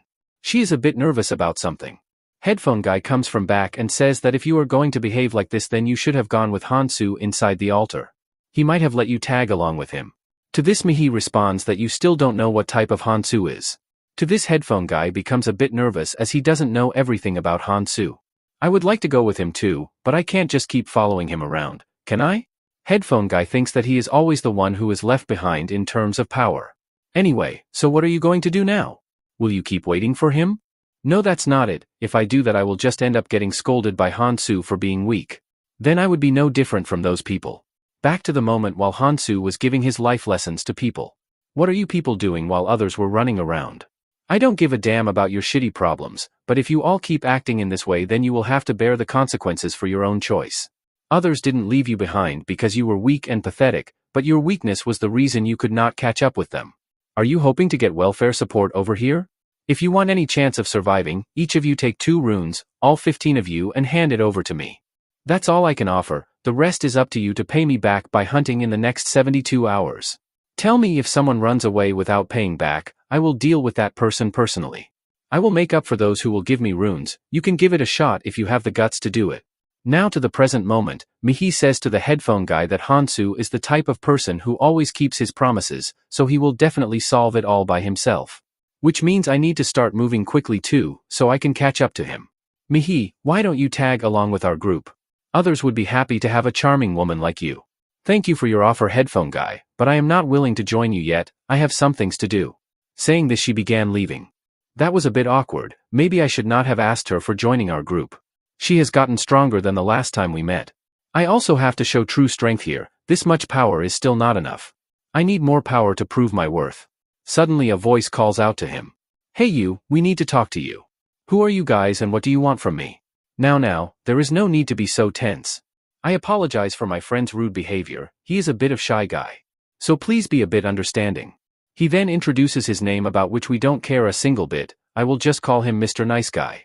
I admire your strength and looking at the fact that you are leader of that group over there, so I came to talk to you. What, me? Their leader? You are probably mistaken, Mr. Nice Guy, but we are all just friends. They follow me quite well though. Come on, that's what a leader is. You are awesome considering how strong your group is. Oh my, please stop buttering me. I am getting a bit embarrassed. Also, I saw that you are quite familiar with that Hansu guy. I want to talk to you about him. Is that okay with you? Yeah, of course. At the altar, Hansu is sitting on the edge of it while thinking of some plan.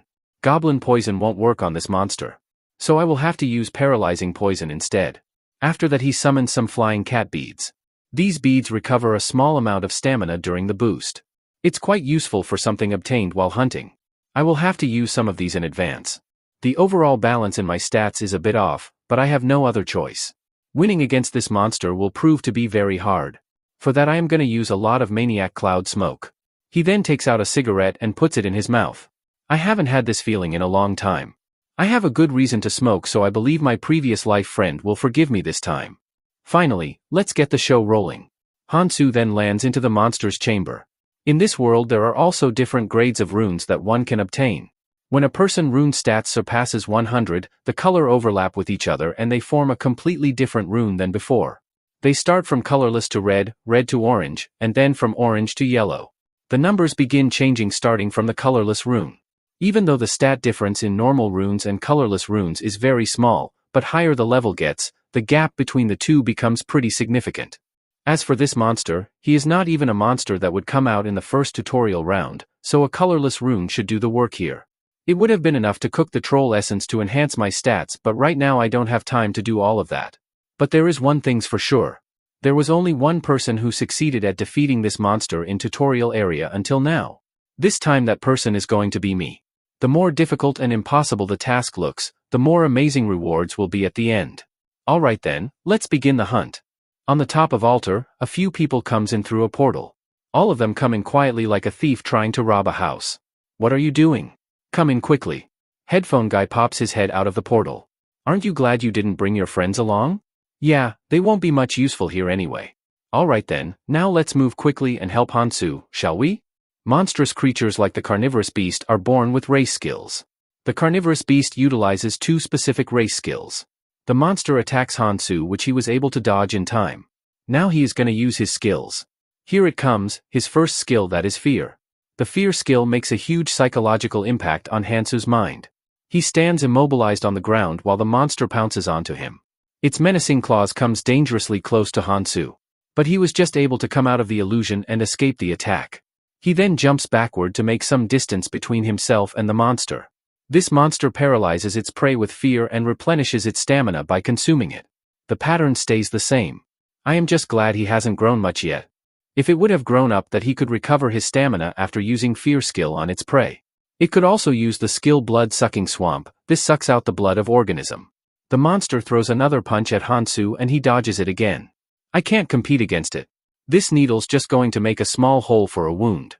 But I know the most effective method to restrict its movement. The monster once again goes for another attack and Hansu thinks while dodging it. Poking his skin won't even cut close. If I aim for its main nerve and poke inside of it with poison, then maybe I will get to somewhere. Hansu then makes consecutive slashes onto its second main nerve present between the joints. Just a bit more, aha, that's it. I found its main nerve. When Hansu strikes the monster's vulnerability, it shrieks in a lot of pain. This should be enough. Let's wait until it can't move anymore, shall we? The clock shows 12 minutes remaining before the monster is set free.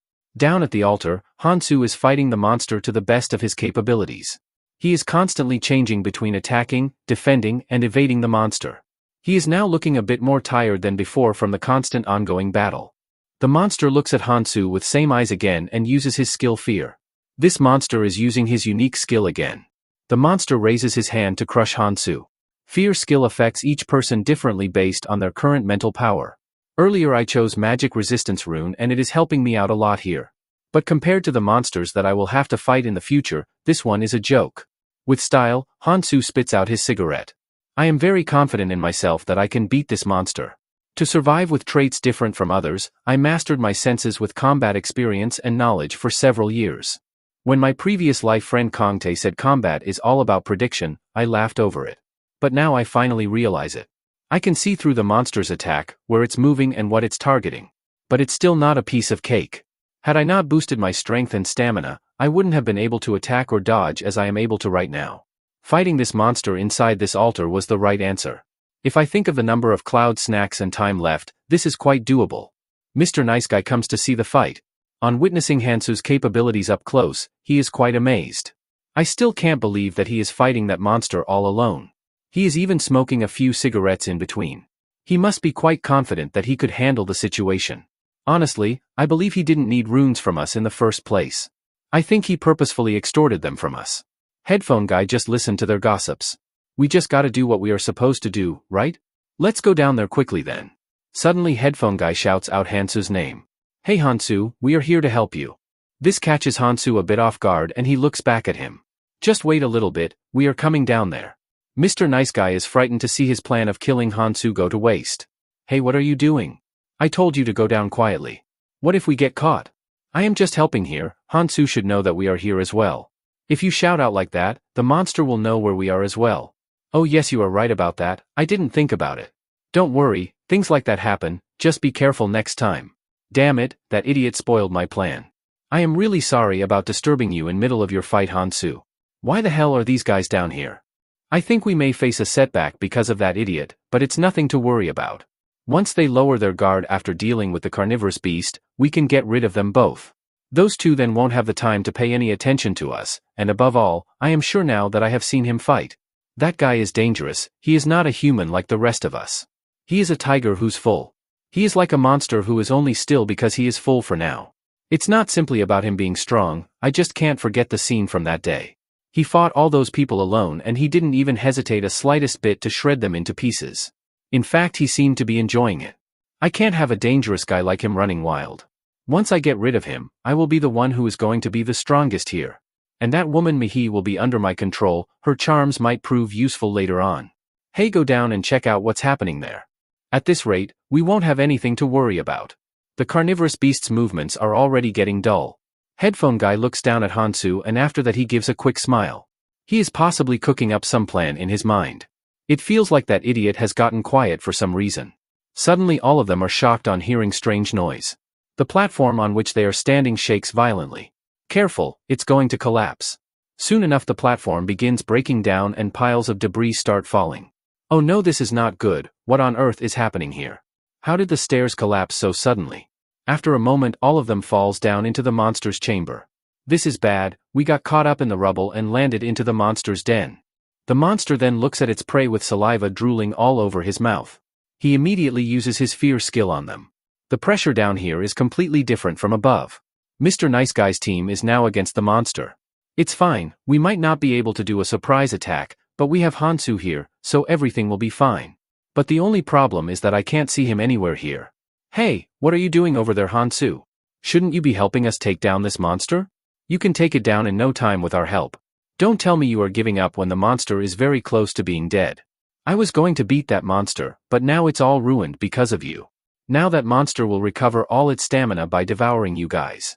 I barely dodged those attacks because I was smoking constantly, but these idiots got in my way. There is no way those guys could handle that monster. Once the monster finishes off all of them, it will be difficult for me to face this carnivorous beast again. I will have to gear up once more and try again. If you want to kill it, give it a shot on your own. I am leaving this place. So are you going to run away? It looks like you forgot that your friend is also here. I guess you are okay if we throw him as a bait. Get that rascal to me right now. Are you looking for someone, Mr. Nobody? I thought everyone fell after the explosion. That bastard, no wonder why he was so quiet back then. He probably knew our intention of killing Hansu all along, that's why he destroyed the stairs to trap us. You bastard, I will kill you. Go ahead and do your best, losers, I bet you won't have time to do that. That guy over there is already starving, he is waiting for you all to freeze in fear. The monster roars at its prey. This monster is enjoying his time torturing us. If he recovers its stamina, we will be at a disadvantage. If you abandon us like this, it's gonna be worse for you. We gotta cooperate with Hansu as best we can, only then can we survive. You don't have to worry about monster breaking the stairs now. Didn't you guys voluntarily come in here to be sacrificed? Sacrificed? The monster slowly approaches towards them and they shiver in fear. They remember demon fairy words, all they have to do to keep the monster silent is feed him 5 people a day. After that monster opens his big mouth to devour the fleshy humans. I pay my tribute to your sacrificial spirit. Hansu then comes out of the altar. Headphone guy, why did you do that? I know you brought those people here on purpose. You better be careful with your words now as you disturbed me while I was about to finish off that monster. Hansu, I finally get it now. He then smiles a little and says, I understand how I can be of your help. Use me, Hansu. You want me to use you? Then give me a good reason why should I do that. Hansu, because I know you have a different goal than the others. You are always thinking in the long-term gain and taking action non-stop. I became certain of this when I saw you fought Sung and Pervert Guy Gang. Despite attacking them with overwhelming strength, you didn't kill a single one of them, even though they will try to backstab you in future. Even when the altar showed up, you could have easily gotten rid of some people by force, but you didn't do that. I don't get it, why aren't you killing people, Hansu? Anyone can clearly tell that's not how your personality is. He does understand my plans to some extent. So in that case, use me, Hansu. I will get my hands dirty in your place. In return, take me with you, or rather just let me follow you. While Headphone Guy is shivering a bit, Hansu laughs a little. I am not quite certain of keeping you with me, especially after you interrupted my fight. I apologize, Hansu, for that. This time there was no other way to deal with those thugs, so you got caught up with that too. But I won't allow such silly things to interrupt you next time. It will be different next time, I guarantee it. Think about what you are offering one more time, Headphone Guy. Hansu, think about this, there will constantly be people getting in your way because that's just how much you stand out. All those people who obstruct your plans, I will carefully get rid of them. So you can focus on your goal. In return, I will follow you and become stronger. Hansu is growing stronger rapidly, I can do the same if I follow him. If you can just tell me the goal you are working towards and accept me as your disciple, then I will also become stronger. Hansu catches Headphone Guy while he is being lost in his daydreams. Alright, let's just say if I agree to your condition. What will you do if the circumstances prevent you from joining me?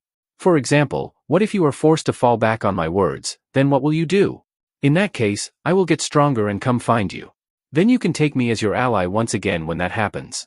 Oh, if that's the case, then go down and fight that monster. Damn it, he is still refusing me. Hansu, just give me one chance. Let me make up for all the mistakes I have made till now. Please just use me. Don't misunderstand my words, Headphone Guy. Meet me here tomorrow at 1 o'clock. Because at that time, this monster won't be down here. What? Is he serious about what he said right now? Also, you can take all the runes down there. You killed those 10, so you should take those runes. Well, let's see each other again later with a smile. I am heading out now, goodbye. I am still not sure about keeping this Headphone Guy along with me, but I indeed need a person like him later on. My previous life's friend said that I am being sent to past to save humanity, but there will always be some people who will get in your way. So you need to have a punisher for such circumstances. A punisher will wipe anyone's ass whom they see to be getting in your way. This is an essential factor possessed by every king and powerful person. These people get their hands dirty instead of the monarch and help their king get closer to his goal. I was originally thinking of choosing Anvi Aaron as a punisher, as I used her for the same role in my past life. But I will give him a chance. I am not sure how much I can trust this headphone guy. When the second tutorial starts, everyone here is going to be scattered forcefully anyway. And when that happens, he might not think the same anymore. But with a few runes and 8 cloud snacks, if I can get a useful punisher, then that's quite a worthwhile investment. Though nothing can be done if he fails at his work. For now, my focus is on obtaining the hidden piece. I will look for the perfect moment and get rid of this monster at once. This is the perfect moment. The monster just had his lunch and is in a sleepy state. If you look at the second hidden pieces condition, it's simple. Before the carnivorous beast destroys the altar and emerges, I have to take him down. However, this isn't the only condition meant for beating that monster. After defeating the monster, a gate opens, and when Hansu goes through it, a system pops up announcing a hidden mission has been achieved. Hansu then stretches his hands to a shiny artifact. He gets very happy on seeing the item. This is the Vampire King, Nirmaha's ring. I always wondered how that person who defeated this monster got this ring. Now I get it. So this is the reason why no one could get this precious ring in my previous life. He explains that there are various ways to categorize the level of an artifact. However, the most important thing to look for in an artifact is its color. A regular artifact can't be more valuable than an artifact with a superior color. But there are always some exception to these things. Just as a player levels up, the color of rune also changes after he reaches a particular level. However, there is a particular type of artifact known as growth artifact. It absorbs the rune and changes its color. Among the growth artifact, the best item is the numbering series. If I have to say more specifically, then it is solo numbering 9, Nirmaha's ring. This ring was used by a person named Clementine in my past life. However, this wasn't the only ring with the name of numbering series, there were 8 more of them. But in the past, Clementine was the only owner of Nirmaha until he died. That person is a legend in himself. I clearly remember that when he faced the owner of 8 other rings, he literally torn them into pieces. That's just how overpowered this ring is. I can't believe that I got my hands on such an artifact. This is great, in fact this is the best day of my life. Hansu then puts the ring on his middle finger, and thinks to himself that considering how hard it was to get this in my previous life. I knew it that this wasn't any ordinary item when I glanced at it first. On seeing such an overpowered ring in his hand, he can't help himself but to smile. The system window pops up saying that this ring is currently at colorless level. Another system window says that currently he can unlock only 1 authority. The ring that Hansu possesses now has the potential to gain 8 authorities. Since this ring is at only a basic level, so he can only use 1 authority. Authority destruction is a skill that deactivates a person's traits and abilities, including passive skills as well. For this ring to work, I will have to get in contact of the person on whom I wish to use. A timer will pop up on their head, and when that time ends, the effect of the authority will automatically take place. Hansu thinks to himself that with this overpowered ring, he can nullify his opponent's powers whenever he wants.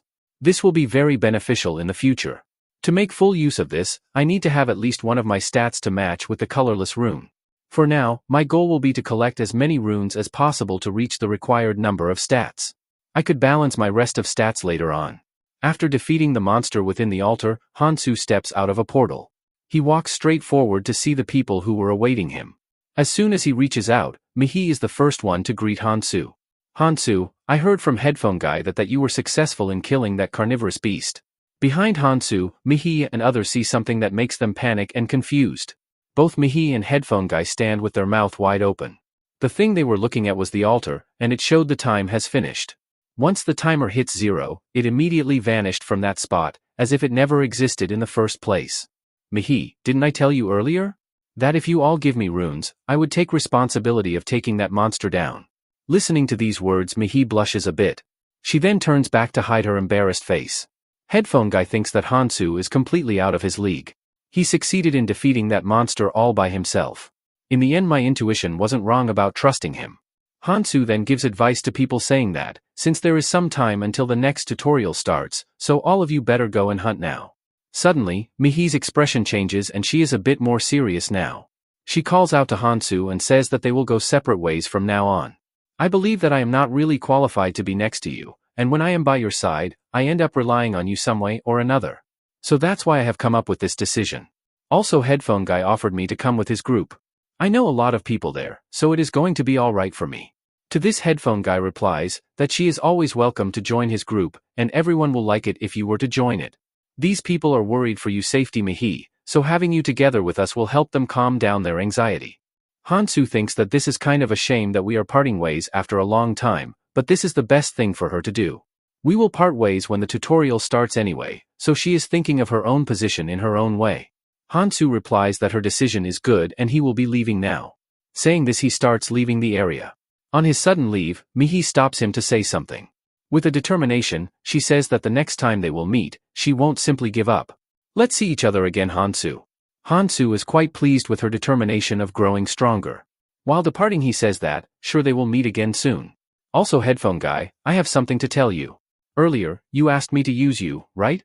Let me tell you, if you are really serious about that, then I will allow you to work along with me.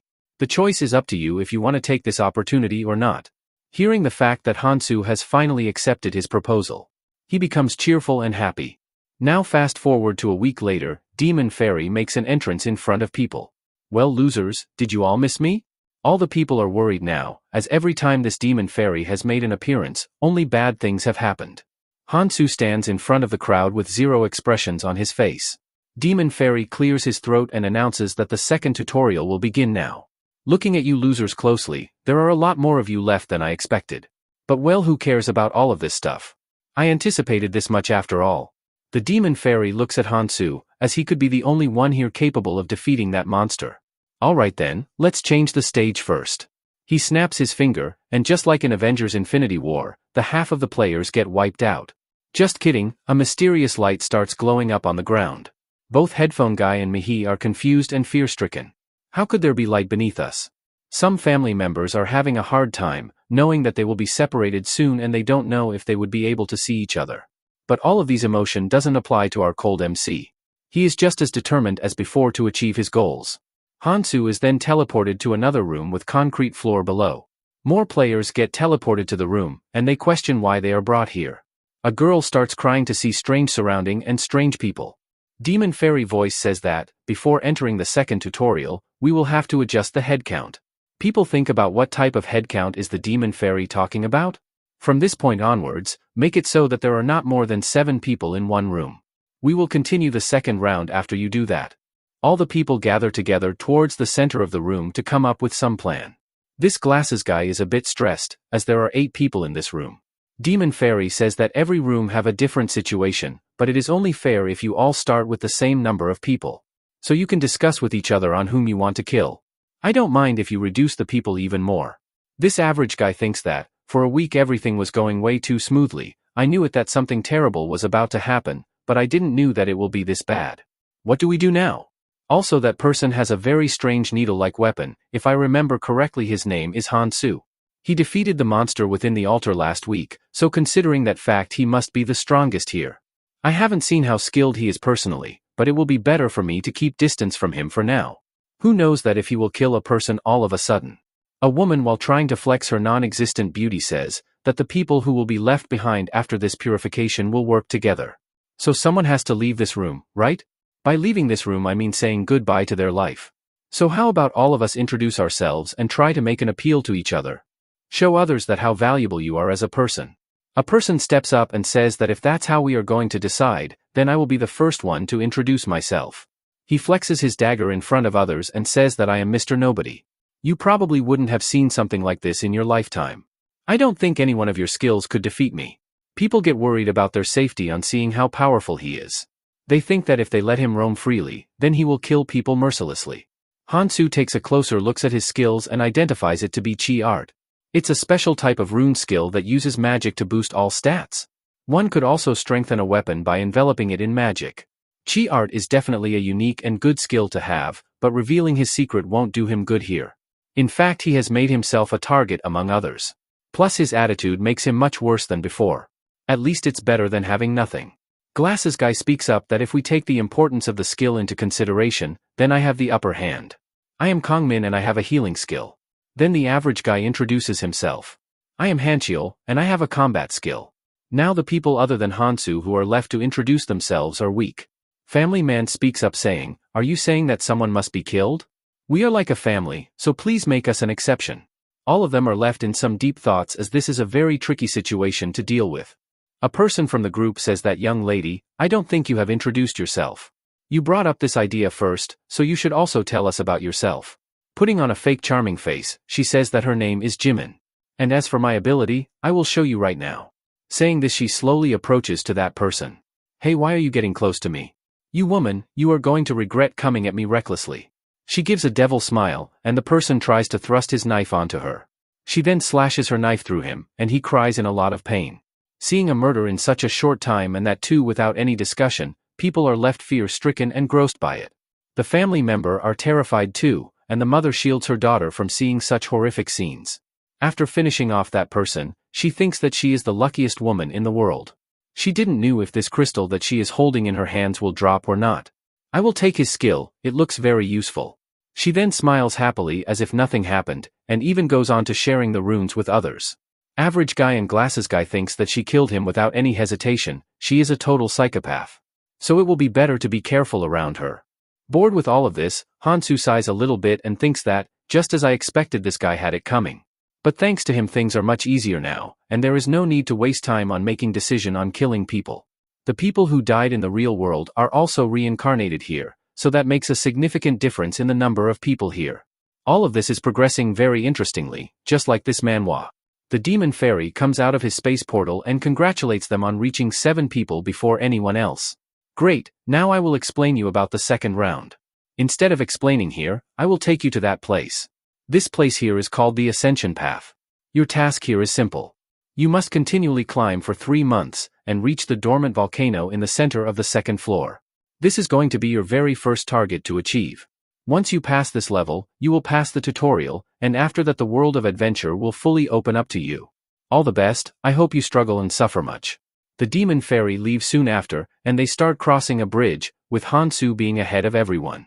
Hey, we are going to be together for quite a while, so let's get along. But Hansu just ignores him and walks forward. He becomes angry with him. What's wrong with him? Why is he in such a hurry? The family man noticed something strange happening. The bridge began collapsing. All of them start running wild, knowing that if they fall off this bridge then they are good as dead. Luckily, all of them make it out alive, and they breathe heavily. Demon Fairy come back to say that he completely forgot to mention that as the time passes, the part on the lower island will start collapsing. Bridges are even quicker to collapse, so be careful. All the people are frustrated with the Demon Fairy, cursing him on not telling such a crucial information. Average guy asks Hansu that where is he going? That antisocial bastard is annoying me. The lady comes up with a plan, how about we follow him for now? Seeing how confident he is, he might know where we need to go. All of them continue their journey, with Hansu leading the way, and rest of them tagging along with him. It's noon and the sun is on top of their head, yet they are still walking in this scorching heat. We have been walking for hours now, but no bridge is coming up either. Does he even know where he is going? The lady replies that she doesn't know anything. Also, don't talk to me, your breath stinks. We have been seeing similar scenes since earlier and there is nothing here. How long do we have to keep moving like this? Average guy notices Hansu eating something, and he asks him what is he eating? He is eating a bark of an oak tree. He further explains that this has somewhat of the effect of an poison antidote if you eat it. What? Poison antidote? Why would you need such a thing? While they are busy in their conversation, a giant snake crawls behind them. Hansu grabs him by his collar, and judging by his face, he is about to curse Hansu. But he wets his pants when he sees a giant snake coming towards them. While the average guy has now shitted himself, Hansu is still calm as ever. And the average guy asks that how did he knew the attack was coming all along? It's simple, I have superpowers. Superpowers? A few moments later the average guy is fighting a smaller snake, the snake bites his arm and he is struggling a bit. The next moment he stabs the snake, and throws him away. The snake dies from the impact. These are runic snake adult, their temperament shifts according to the arrangement of the runes on its head. The pattern changes randomly, making its behavior unpredictable. Damn it, these snakes are attacking us without giving us a chance to heal. That guy named Hansu told us the trick to catch them, but at this rate my body won't hold up. And more importantly, why aren't you guys fighting, huh? Stop hiding at the back and come fight in the front. The family man replies that he is sorry, but he needs to understand his situation. I have people I must protect, so I can't risk helping you. Damn it, so what if you have a family? We are at the front trying not to get killed here. And what the hell is your deal then? You don't even have a family to protect. Well, you can't have me getting hurt while fighting, do you? How do you plan on healing without me? Average guy replies, is that sword just for show? Sure, stay at the back since you are a healer. Glasses guy reply, that for your information, if you want me to heal you then you will have to give me 3 strength runes or 1.5 dexterity runes. This bastard, I want to kill him. While Hansu is busy killing the monsters, Jimin looks back to see what's going on. At the back, the overconcerned family guy asks the glasses guy to provide healing to her wife, and he gladly accepts their offer. The average guy is left alone. He thinks that he is the only one who thinks that this situation is shitty as hell. The glasses guy asks that why is he just standing there? Come on, move, other people also need healing. This bastard is acting up just because he has a healing skill, what a shitty hand. Suddenly he gets a transmission from his captain. Hey Chiol, can you hear me? How is the new place you are in? Don't even ask me about it, and how are things on your side? Our side, well I would say it's not bad. There's a rescuer upstairs, so just push your way through and climb up. Also try to find new recruits on your way. Yeah, I would like to do that too, but there is a problem. Did you forget our mission? We gotta increase our group size, homie, so cheer up a little bit. Here is a man with self-proclaimed superpowers, a crazy psycho woman with a sword, a cunning rascal of a doctor, and a useless family of 3. That doesn't sound bad. Remember, survival comes before anything else, alright? Okay, I understood it. I will call you later, Captain. Hansu sees that average guy was talking with someone on the transmission. It's too quick for there to be people whose monarch traits have bloomed. A part of a person's trait, that all monarchs like Ares and the Berserk monarch possess, is the literal ability to lead a group to become a monarch. The monarch gives their clan members their own symbol. Those symbols make them feel a tremendous sense of bonding with each other, making it possible for only the clan members to communicate with each other. However, there's a limit to the number of people the monarch can beckon, but for the time being they will be busy trying to scout people. And if I have to compete with them, I will get busy too. After all, if you want people to listen to you, you must have the strength to back it up. Hansu killed a ton of snake like it's just another day for him. It looks like there are slowly fewer monsters. Did we leave their habitat? Then that means, we are almost at the nest of the mutant runic snake. Finally, I am close to the goal I came here for. A giant snake is perched on the tree. This is a rune-eater snake, adult form, and it comes toward Hansu's group. The family man is very concerned on seeing the giant snake. Do you really need to fight that snake? I don't think it will attack us if we don't go close. How about we just leave? You can go away as you wish. I will fight it alone. I don't care if you guys climb higher first either. No, that's not what I meant. We should be moving together. Why would you do something that stupid? You seem mistaken about something. I am not moving together with you people. We have been moving in the same direction. It's about time we part ways. Jimin says, I guess there's nothing that can be done then. Wait. At this rate, who will fight monsters and save my family? You know, we can't force him to come along, or are you going to stay back as well? The family man is left dumbfounded. The rest of the group leaves Hansu and goes ahead. Average guy thinks that Hansu is a bull-headed just as I heard, but I can't leave him just like that. Hey, aren't you coming? If you are thinking of bringing him with us now, give up. All this time while everyone received healing from me, he didn't, not even once. He acts like being on the battlefield is a daily thing for him. People like him are not the type to listen to others. And from what I saw, he is not the type who will live long either. That's a shame, for someone so talented will end up dead. But there is nothing I can do about it. He also seems hard to manage. Hansu begins his fight with the giant snake. This snake avoids me when the magic rune is active, but it attacks me when the dexterity rune is active. The snake changes its rune before Hansu's attack. But the snake still feels pain after receiving his attack. It's quicker and stronger than the scaled snake. But it's nowhere close to the carnivorous beast of the altar. The moment it is attacked, it switches to the resistance rune, and thus the damage I deal is less. A long-term battle wouldn't necessarily put me at a disadvantage, but it's a hassle. Hansu takes a maniac cloud smoke, and decides to end it now. The way to defeat this snake is simple. One need to focus on the bunch of trees in the center of the open area resembling a nest. Ignore the snake and target that spot first. Hansu follows the plan and goes right for the snake's nest. This snake will instinctively ignore its own defense to protect it. The snake comes behind Hansu, and this is the opportunity that he has been waiting for. He halts suddenly, and makes 3 consecutive slashes in an instant. This kills the snake immediately, and Hansu thinks that this was way quicker to get my hands on this precious item than I thought it would be. That precious item is the rune eater snake egg. Hansu takes the egg into his hand, and proceeds to feed it a rune. The shell then starts cracking and from within, a baby snake awaits to come out.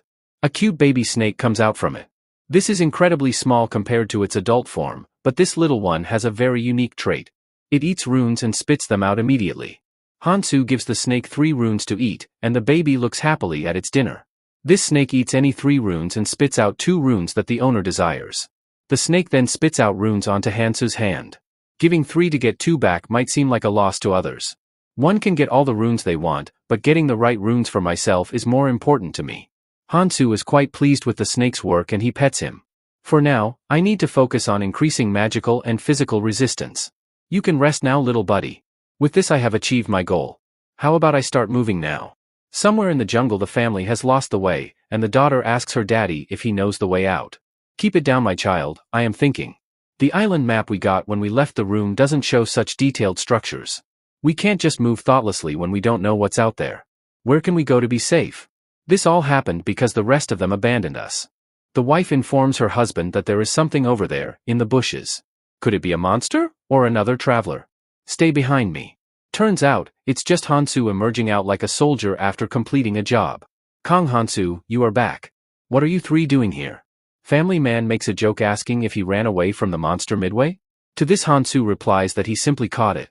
He caught it? And yet he only got that small wound? It hasn't been that long. Hansu inquires about the whereabouts of the other team members. Back to the moment what really happened. Family man is panicked and asks, hey, what are you all talking about? What do you mean that we get out of here? It's dangerous for us to split like this, don't do this please. There's no need for us to fight among ourselves. So you are just planning to have a comfy ride, following us around at the back? Jimin also says that average guy is not wrong. Now that a huge number of players are out, it's a hassle to have irritating people in the way. Glasses guy doesn't care about all of this, he is happy as long as they will give him runes for providing healing. But I think I should stick with the strong ones. He said that and went the other way. They even blocked the path so we couldn't follow. Those little punks, how dare they look down on people just like that? Hey wait, where are you going? I am older than you and still talking. We need to move, we have already wasted too much time here. The wife asks should we also follow him. Left with no other option they decide to follow Hansu. Soon after they quietly follow him. Hansu stops to ask them that what are they trying to do here? Didn't you say you were never with us in the first place? So go ahead, we will take our own path. Such a fake lie, anyway it doesn't matter. Do as you please, since I will be fighting alone anyway. Hansu kills monsters left and right while moving forward. It's quite tough to be alone, but thanks to that my stats are in good shape. He then lets out his little buddy to eat runes, and he happily devours them. It was a wise choice to boost my resistance first. Thanks to this snake, fighting monsters here has become much easier. The family just looks at Hansu making food from the killed monsters. Look at him daddy, he is gradually growing stronger, he is incredible. The wife says that it's a relief that he is not interested in us. Calm down, it's not wise to intervene unnecessarily. Just being together as a family is a blessing from the gods, so we need to stay safe. Yes daddy, I understand. Hansu moves again, and they have to run in order to catch up to him. Where is he going now? He seems to be going into that dark tunnel. Hansu goes through the tunnel and sees light at other end. The family also follows him. Is this the destination? A lot of players have gathered here. We got here safely. We made it alive until this far. I am proud of both of you, good job. Glasses guy and average guy are shocked to see Hansu. He came back alive and in pretty good shape. The rumor that he fought the carnivorous beast alone must be true. Look at you losers, making such a noisy entrance after being late. Anyway, since you are the last ones, let's close the door. Now let's start the event in full scale. Welcome to the first floor dock, everyone. About 75 people are remaining, that's good. Thankfully, not too many casualties. This special event is a battle for tickets. Everyone receives a ticket. You will use these tickets to move from the current collapsing first floor island to another one. Of course, some islands are crawling with monster and surrounded by lava. But if luck is on your side, you might end up on a central or southern island brimming with treasures. But just going there wouldn't be fun, right? So, here are a few rules I have prepared for you all.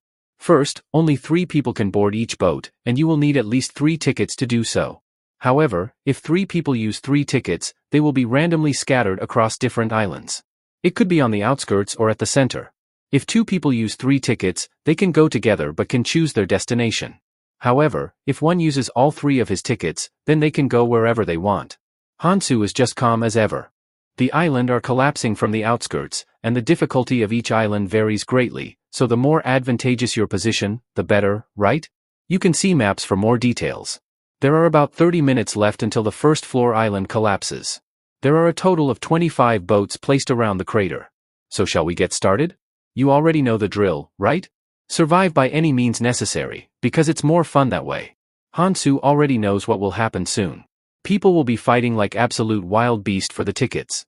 This is going to be the start of the inevitable chaos. Someone calls out Kong Hansu's name. The family man bows down in front of him. I am begging you, Hansu, just this time, help me, no, help our family. We need more tickets to safely reach the central island. You are strong, so you can easily get tickets or anything else for that matter, can't you? You can just snatch a few tickets from some other guys, and bring them to us. If he does that, we can get there easily this time. Hansu, please, you would be saving innocent lives. I don't care about it. In the end, you have to take responsibility for yourself. So take care of your own affairs. Why are you being so hard about it? Come on. Don't you have compassion for us?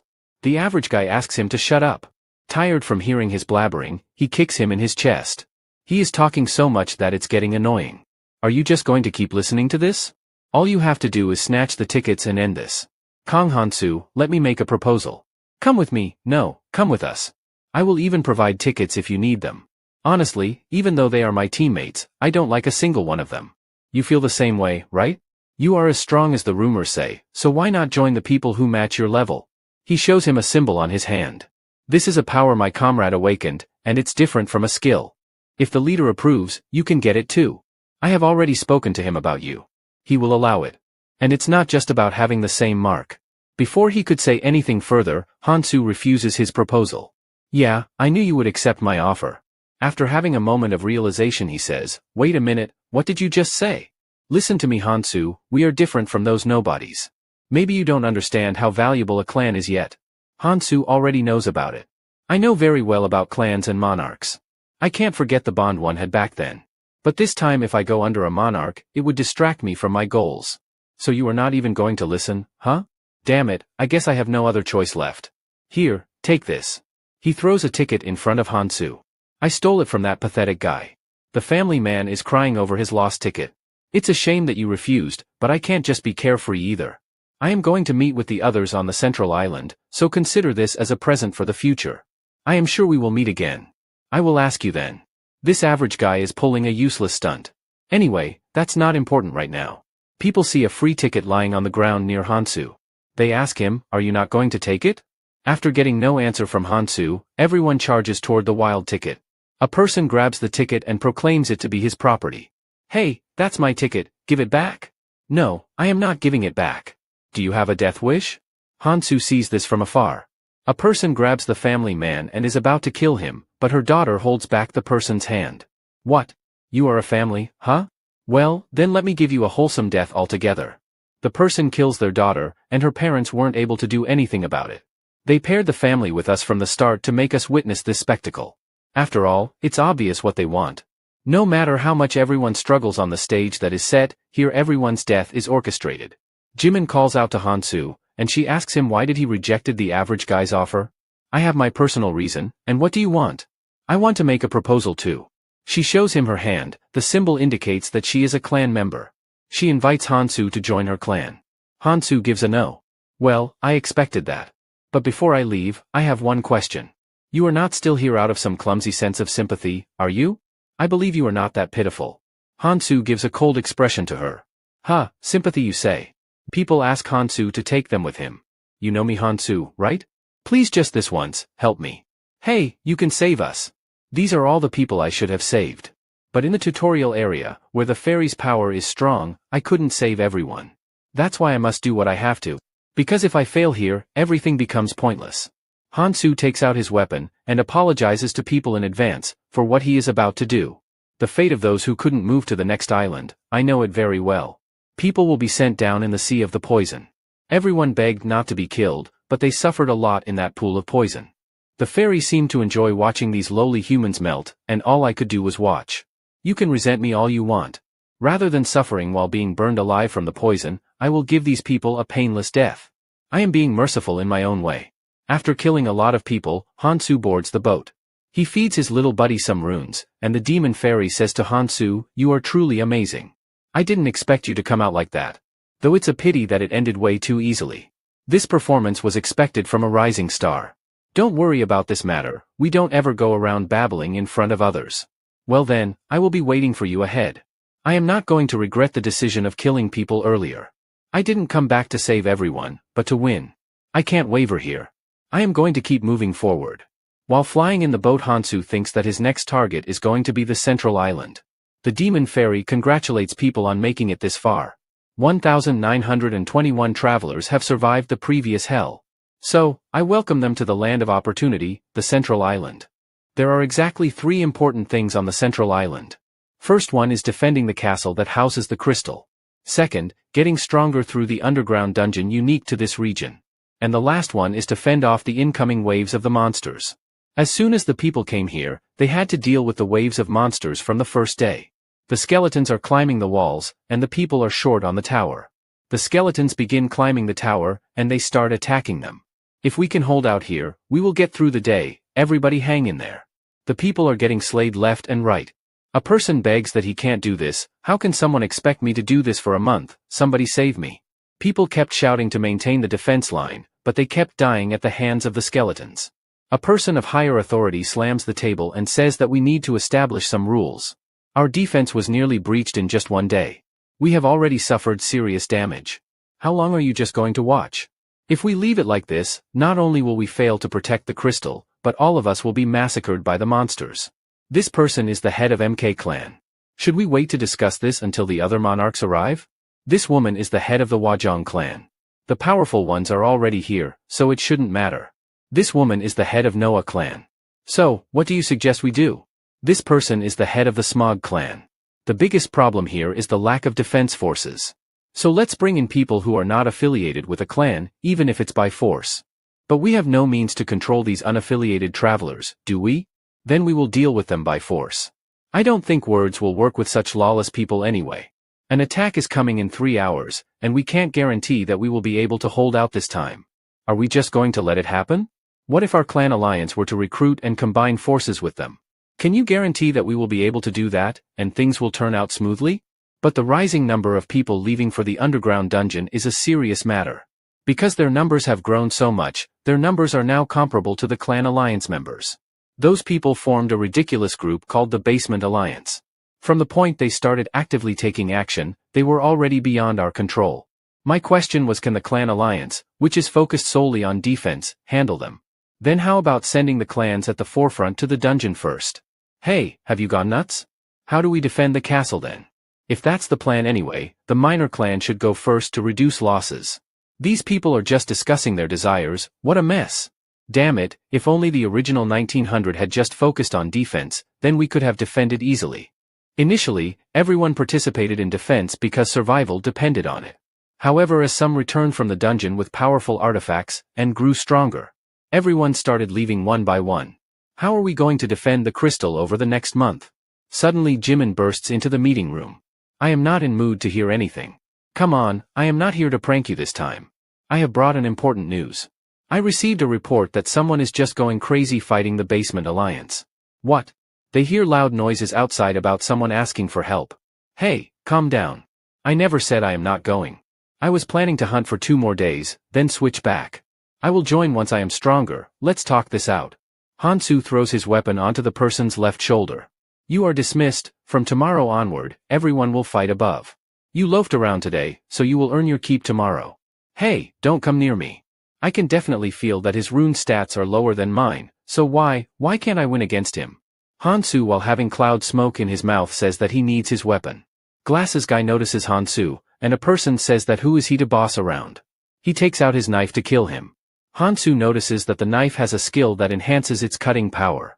That's a pretty good artifact for a colorless one. Hansu activates the authority of his ring. Hansu just thrusts his hands onto that person, and the onlookers are shocked. The knife skill disappeared? The knife won't penetrate either. This rascal, how much resistance does he have? Alright, then it's my turn now. Hansu lands a powerful punch on his face, and his face gets disfigured. It's exhausting trying to fight you without killing you, I can't help it. After all, you are a valuable resource. Words won't make you listen to me either, will they? Everyone is frightened by Hansu. I only have one authority left, so should I have more fun with these people? The clan's head comes out to see the commotion. Who on earth is that guy? Now Hansu is sitting with the clan's head. They look at him nervously. So he is the person that my teammate Hanchiel mentioned, and why is there a magical beast on his shoulder? Starting from tomorrow, the Basement Alliance and the Clan Alliance will join forces, and rotate between hunting and defense. If anyone has a different opinion, speak up now. They can't be commanded without your trait anyway, so take as many useful people as you can and have them join your clans. I have made sure those guys outside will follow your orders, so there won't be a problem. That would benefit us, not him. So what does he really want out of this? As she was thinking, the same question is asked by another clan head. What do you want? Someone unaffiliated with a plan, and as strong as you, just created this ruckus. Are you trying to claim you have no ulterior motive?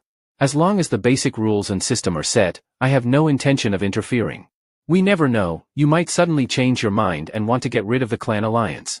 While standing up, Hansu says that he has no interest in these pretty debates. But if you are so worried about this, I will give you a demonstration. Hansu activates an artifact on his hand, and he becomes invisible. He disappeared, he is going to attack, prepare for the battle. It's just a simple invisibility spell, he could not have moved from that spot. Oh yeah, do you think I couldn't attack, if I wanted to? He places his knife at his neck.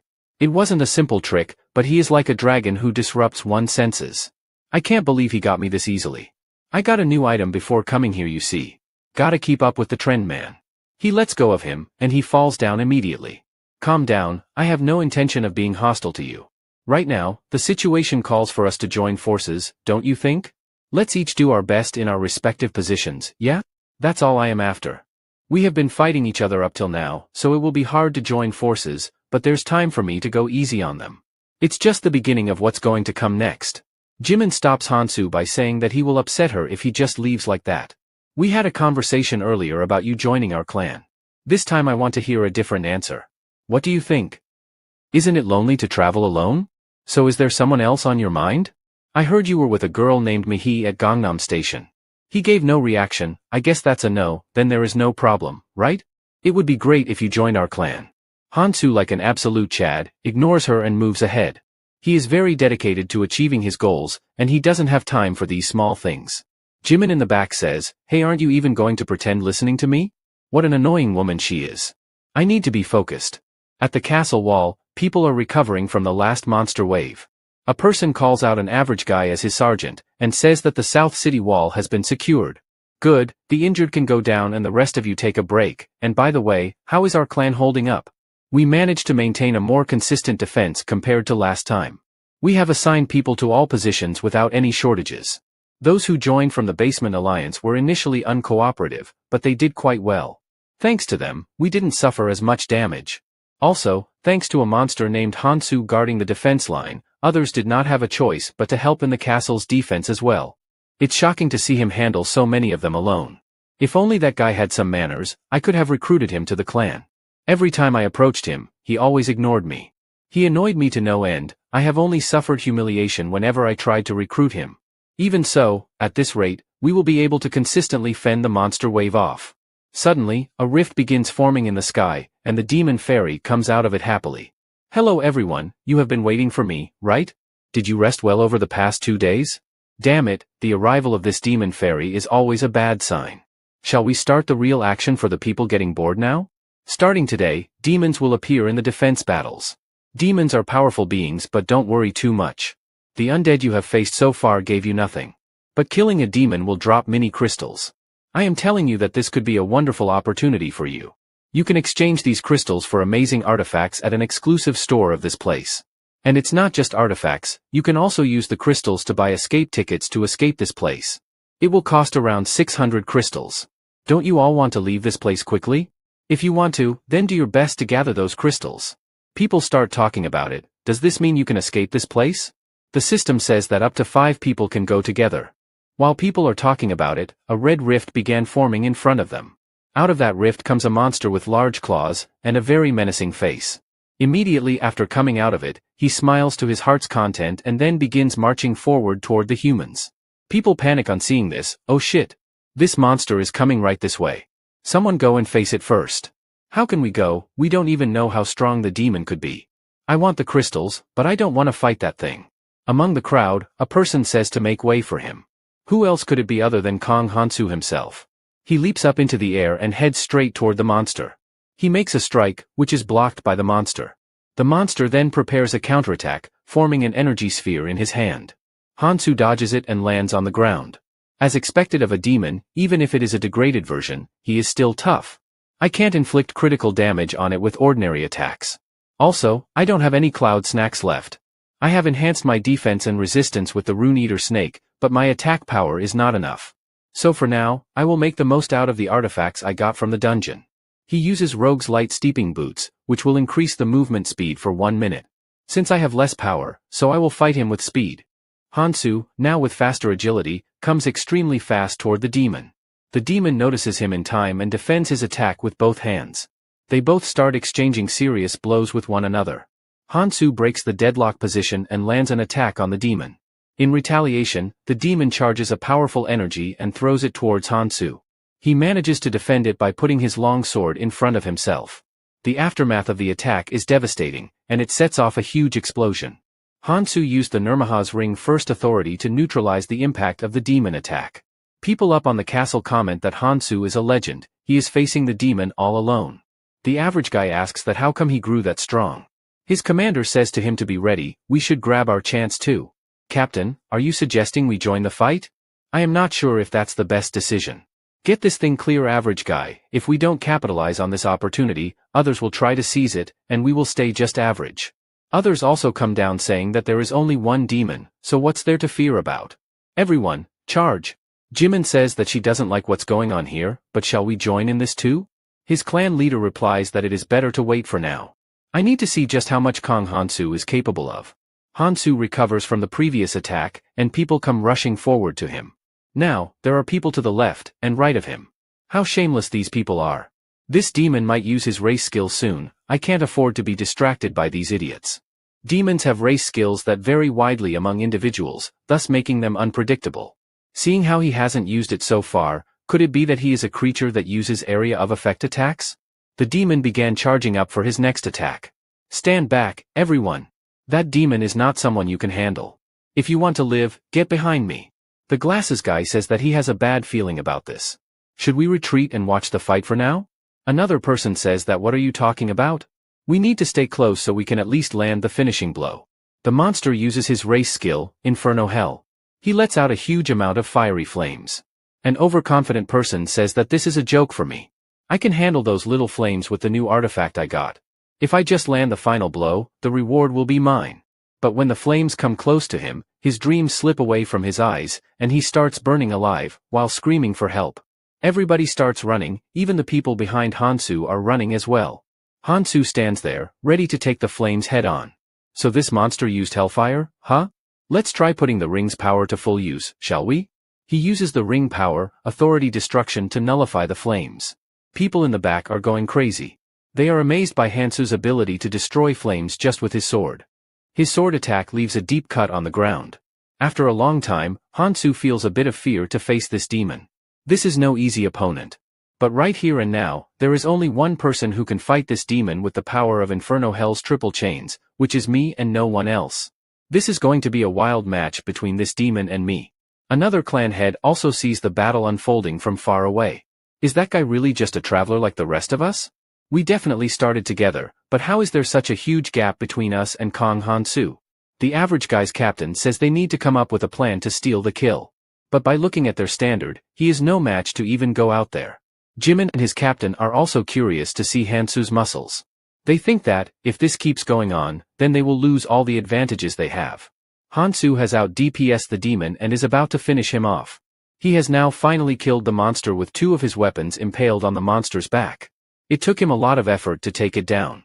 He throws away his needle-like weapon as it has become useless now. Hansu is happy that he finally reached the desired number. He can now get the item he wanted. The top-tier artifacts that are sold in the crystal shop are mostly clan exclusive and have excellent effects. If the crystal falls into the clan hands, then there is sure to be competition. So I have to put a stop to it while it is still in early development. But there is also the biggest goal that's right here. He purchased something from the shop and 60 crystals were deducted for the same. I can wield most weapons, but it's best to stick with what I am familiar with. Hansu purchased a new weapon, Decrato's Judgment, and he looks dashing in this new weapon. This will make battles easier for a while now. He starts swinging his weapon. Well then, let's test it right away, shall we? The monster began spawning out of the ground, and they are the perfect candidate for Hansu. There are about 10 days left until the end of the defense battle, so let's go full out here. After Hansu has dealt with the demon and waves of monsters, everyone goes back to their daily life. They start preparing for the next wave. A person shouts for his clan member to gather here, and switch out with the other members. Jimin is standing in the back, thinking about something. A person comes in and says that if you are waiting for him, then you are not getting anything today either. What do you mean?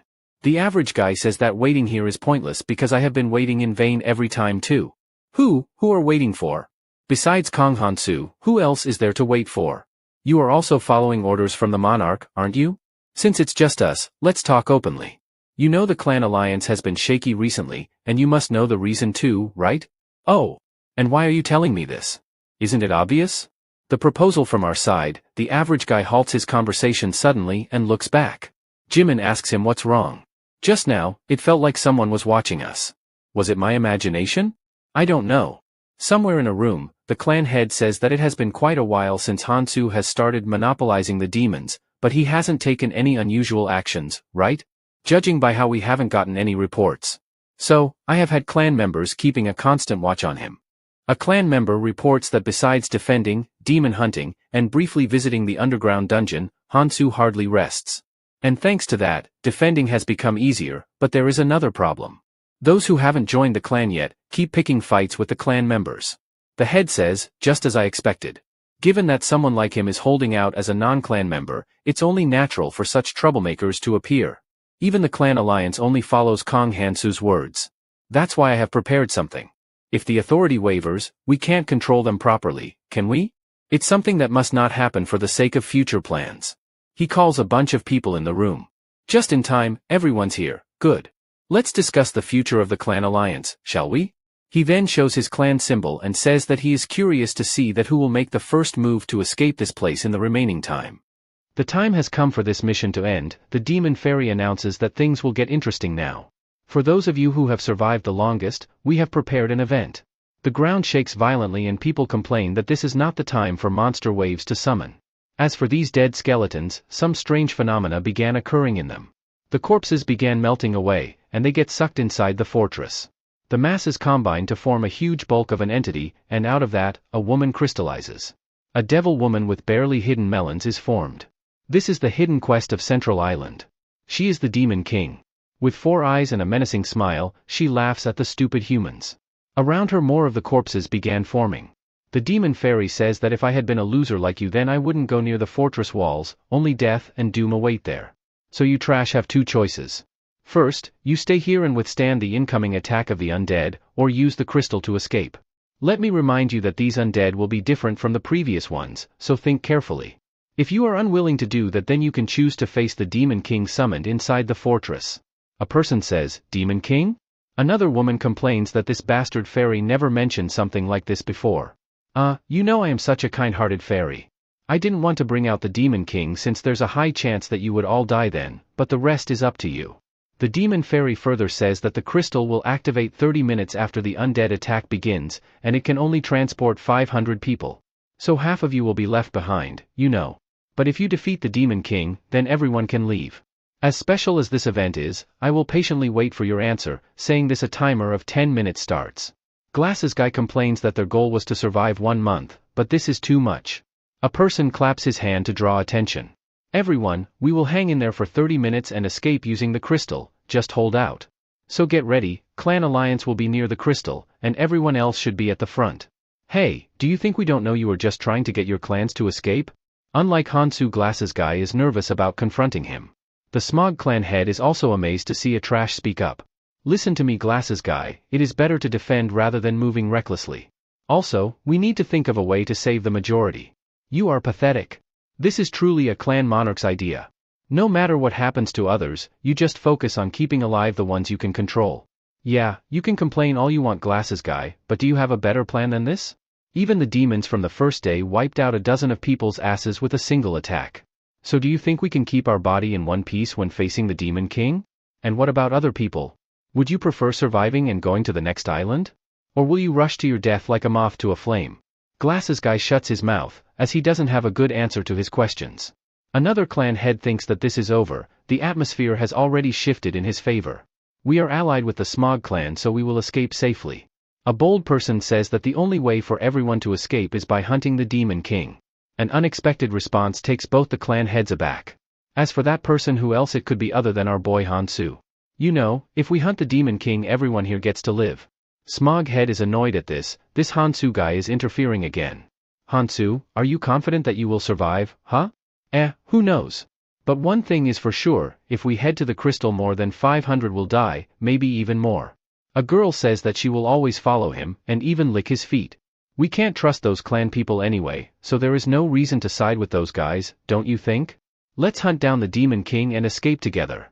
The average guy volunteers to join Hansu as well, and Jimin is also excited to be close to Hansu. This is not good. With how things have turned out, we have to stop him even if it's by force. We must break their morale. If the battle starts, everyone will fight to survive, so if only we can ambush him. As if Hansu could read her mind from miles away, he warns her not to even think about fighting him. To make his warning clear, he attacks close to her feet. Just to let you know, it will be hard for you to handle the aftermath. The clan head is so frightened that now she will think 100 times before thinking anything.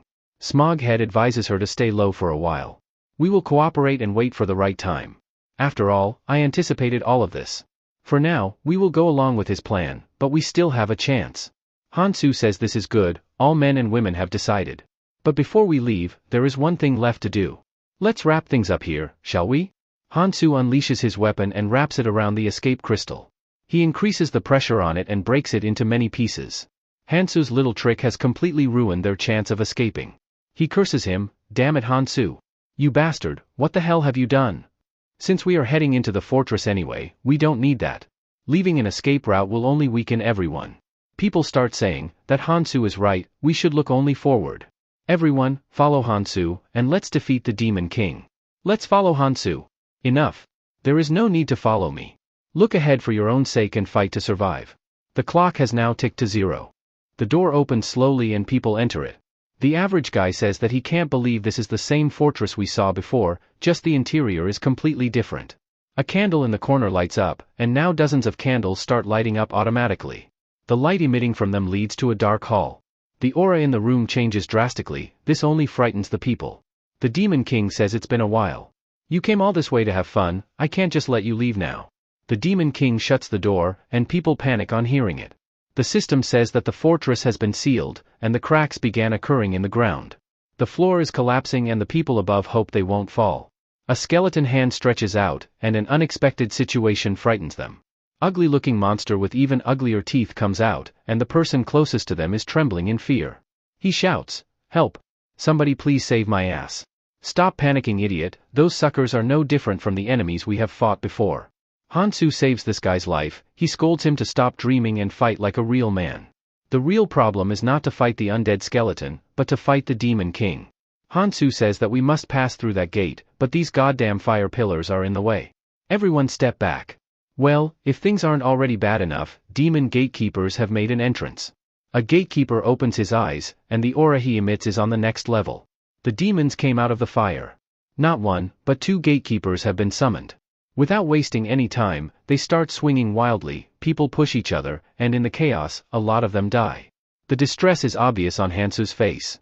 We have got 2 enemies, split up, and take them on. Those in charge of giving buffs, move to the back. Those who are good at ranged attacks, come to the front. Those who are not skilled enough, to handle the surroundings. A clan head says to think calmly, Hansu, if we rush recklessly it could put us in a dangerous situation. Hansu, ignoring his advice, says that he will attack the left side first. These demons are modeled after the gatekeeper in the abyss. It's much weaker, but its movements are similar. So I can predict them. He lets out his chains and he aims for his head. He successfully strikes him and uses the chain's power. Haha, I can fully utilize the Decrato's power, These chains are no ordinary chains, they can stretch for dozens of meters. Using the Decrato's power, he locks the gatekeeper's weapon. Using the next skill, suppression, he continuously drains the opponent's magic and casts a curse that decreases their stats. By using it, the monster slumps down on the ground. Although the suppression skill uses up my magic, but this much is manageable. Why are you guys standing there and doing nothing? Is this a circus show? I think they were so amazed by Hansu's power that they even forgot why they came here. Oh yeah, you are right, we can't just sit back and watch. Everyone, prepare to attack. Make sure you honor our clan's name. Those with low resistance support from the back, let's go everyone, says another clan head. Jimin says that she will be the first one to go. With whatever they have got, they attack with it. Bang bang bang, a lot of explosives are being fired at the gatekeeper. Their small firework don't do much damage to him, instead, it only enrages him more. Shit. Is he trying to summon hellfire? No sooner have they thought, the players get hit with the first hellfire. The chains that are binding him begin to loose, and he finally lets himself free. Hansu says not to be demoralized, keep attacking and we will bring it down. It's hard to withstand after being hit by the hellfire. But if he can pinpoint the location of its origin, then he can handle this gatekeeper. Hansu leaps into the air and goes for its heart, and he slashes it. Jimin is worried about her crush, the flames will make your attack useless. It's too late for that, he has already thrusted his hands inside his chest. I just need to get rid of this. While doing so, his skin began peeling off, and he suffers brutal injuries. I need to go for the spot where the hellfire is drawn, it is the spot of ignition stone. Hansu yanks out the ignition stone while damaging his hand along the way. He crushes the stone into pieces. A random guy asks, what just happened? The flames around the demon have disappeared. While smiling, Hansu says not to worry about this, and keep fighting. This gatekeeper can't use flames anymore. A voice suddenly says, watch out, Kong Hansu. What could this be? A sneak attack? Look over there, the demon that the non-clan members were supposed to fight. They are all dead. A person complains about why they aren't attacking, but looking at the robust gatekeeper and knocked out players, others are terrified. The injured people beg for their help. But they hesitate to help them. This irritating Smog clan head says that the people have already started to waver, it's going to be easier now. The clan head says, Kong Hansu. Have you gone mad? Are you going to act oblivious now after pushing people to their deaths? This is all your fault that things have come down to this. You dragged everyone into this, so you better take responsibility. The average guy criticizes that why don't you stop talking and start fighting. He kicks the undead in the face and saves his life. He further protests that you are the ones who are doing nothing here. You fool. Do you think I am not stepping up because I am weak? Then you are wrong, I will show you that I am different from you loudmouths. He gives the signal for his minion to charge. Now witness the power of the Special Forces unit. They start harassing the gatekeeper with their poking. One member cuts through the leg. Another one fires an arrow at him. Other member helps in a bit of cleanup and brings that monster down on his knees. Hansu tells the other players to go and join that side as well. Leave this gatekeeper to me, with the ring power I will handle this one. Hansu faces him head on. The gatekeeper smash is dodged by Hansu. Using the window of opportunity, he climbs on top of him, and using the Decrato's power, he cuts him in a swinging motion. The panicked clan head says that Hansu is a beast, he is taking on monsters that would need dozens of us to fight all by himself. Hey Special Forces, what are you doing? Finish them already. Hansu supposed that even though this Smog guy wouldn't have created the Special Forces just to show off his strength, there must be an ulterior motive, but for now, I will focus on the fight. Hansu unleashes the chains, and it wraps around the demon. He strikes him with accuracy and power. Other people also charge at the gatekeeper. But Hansu has already finished him with ease. Jimin has gone wild with excitement, in her mind she imagines fighting along with him. Hansu has now gotten more used to dealing with the gatekeeper. He wraps his chain around the neck and kills him with one swift swing. Hansu has killed another one, and he looks at the Smog guy as if he is next on the line to be killed. The Smog guy also looks at him as if he is a lifelong nemesis. After a long battle, everyone rests up and regroups in the middle. Smog guy's minion gives him the crystals obtained from hunting the gatekeeper. He says to exchange the crystal shard for decent artifacts at the store right away. Another clan head says that we have grown the Special Forces with the help of Clan Alliance, so nurturing the Special Forces takes priority. But the Smog guy shows his real intention, he is going to use the crystal for his group members and not for her. Unaware of what is going on, a clan head asks when the Alliance guys managed to build such a group. The other one replies that from what I have found out, it seems they have been quite secretive about it too. They have managed to control a large group and form a proper alliance. The heightened sense of crisis they feel must be a huge factor behind it. But the main person cornered doesn't seem very concerned. Well, that's what our boy Hansu is, completely focused on achieving his big goals. The clan head says, Hansu, it looks like that smog guy is trying to mess with you. Ah. Don't worry about it. I have a pretty good idea of what's going on. Do you have a good idea? About what? Unless they take action directly, we will just keep watching. I have already made preparations. The average guy says that now those guys will also have to fight on the front lines, so won't things get a bit easier? Now that they have come forward, they can't just stay in the back. Jimin replies, are you sure about that average guy? What if they huddle together again and don't do anything? Even if we help them, they just ignore us. Clan head says that in any case, to get out of here, we have to face the Demon King. If they want to live, they will have to fight. But the way things are right now, I think their plan might succeed. People are severely injured, and some have cracked arms, bones, and ribcage inside their lungs. They can't imagine facing the Demon King without joining hands with the Smog Guy's special forces. Can we put up a proper fight? A voice says to quit whining. A female with the same boldness as Hansu says, if you want to save your ass, then defeating the Demon King and finding our way out is the only option. Isn't that right, Hansu? She introduces herself as if she is a star celebrity. You don't know me, right? I am Song Yayan. She tries flirting with Hansu, and this sparks a fire within Jimin. Keep your hands away from me. What are you trying to do? Oh my. You are heartless, just like the people said. It's nothing, I just wanted to introduce you to someone. Let me know if you are interested later. There is someone interested in you, you see. Jimin angrily says that the next time she sees her, she will rip her tongue off. The same woman is now latching on to the glasses guy. That woman ignored us when we talked to her before. Is she okay with anyone as long as they don't join the clan? Hansu says that he doesn't have time for this boring talk. If they are ready, we will go ahead. The average guy is depressed. Hansu always ignores him, every damn time. Everyone starts moving forward. They get stopped by a barrier. The Demon King awaits them beyond here. A voice says that, you morons, are you going to fight the Demon King? Well, the travelers this time are really fun. Since you amused me, so I have good news for you all. You don't have to defeat the Demon King to open the portal to the next island. People's mouth widens in shock. You just need to hold out for 30 minutes.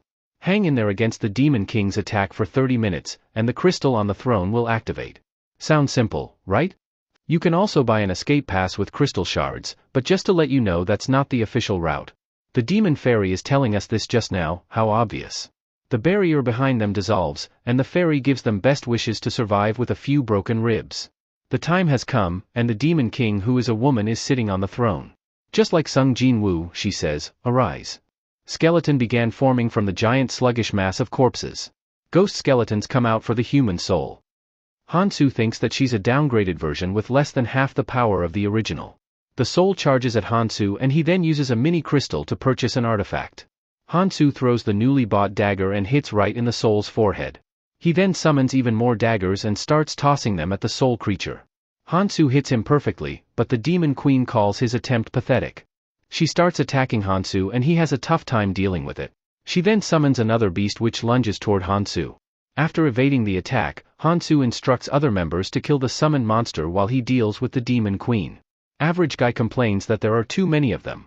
Smog guy also says that it will be better for them not to get involved. Jimin says that she knew that Smog guy would betray them. Hansu chuckles and thinks he knew that they were going to interfere. He tells others to hold the Demon Queen for a bit, while Jimin asks if he has gone nuts. As for the Demon Queen, she unleashes a huge hand. Using that, she makes a surprise attack on Hansu. However, the clan head blocks the attack in time, urging Hansu to complete his work quickly. Hansu then quickly leaves the scene. Some guys in the back wonder if they should join the fight or stay out. When a person is about to speak something, he suddenly gets killed by a dagger in the back. The clan head asks what he's doing. The Smog guy replies that they have to strike while they are distracted, just like right now. He instructs his minions to clear them out. The clan head encourages her team members to fight back, but they are getting badly beaten. The head wonders that at this rate everyone will die and she won't be able to make it out alive from here. Smog guy replies that it doesn't matter, those guys were just trash to fill the ranks. He then says it's time for her to die too and charges at her with a knife. However, Hansu deflects the knife with his dagger and asks if he's revealing his true colors now. His filthy tactics haven't changed a bit. Smog guy asks why he's hanging back here when he should be dealing with the Demon Queen. However, it's too late for him to interfere now and Smog's man surrounds Hansu. Hansu thinks that he's become a black monarch and must be eliminated at all costs. They only need to hold Hansu here and the Demon Queen will kill other members soon enough. Even if he has to die here, then he'll drag him as well. However, Hansu says that he's here to make a proposal. Isn't he interested in hearing him out? On the other hand, people are losing their morale against the Demon Queen. Average Guy wonders when Hansu will be back. As he spoke, Hansu came in clutch and chained the monster's mouth. He then uses Decrato's power to slice the monster. Clan head asks the reason for his absence and Hansu replies he went to make some preparations. Average Guy suddenly notices Jimin flying through the air. The Demon Queen says that it's getting boring and attacks Hansu with the summoned hand. Hansu evades the attack and throws Decrato's dagger at her. The dagger chains her and this act infuriates her even more. Hansu tells others to step down and the next moment he gets hit with fiery flames. People look at the aftermath and wonder if Hansu is done for. Clan head thinks that Hansu is strong and can't go down that easily. Jimin confirms it and says he's up there. Hansu while in the air summons more daggers and throws them at Demon Queen. The daggers chain her to the ground and Hansu deals a lethal blow to her. The attack worked as expected and it cut off her arm, but this enrages her even more. She says she likes this very much.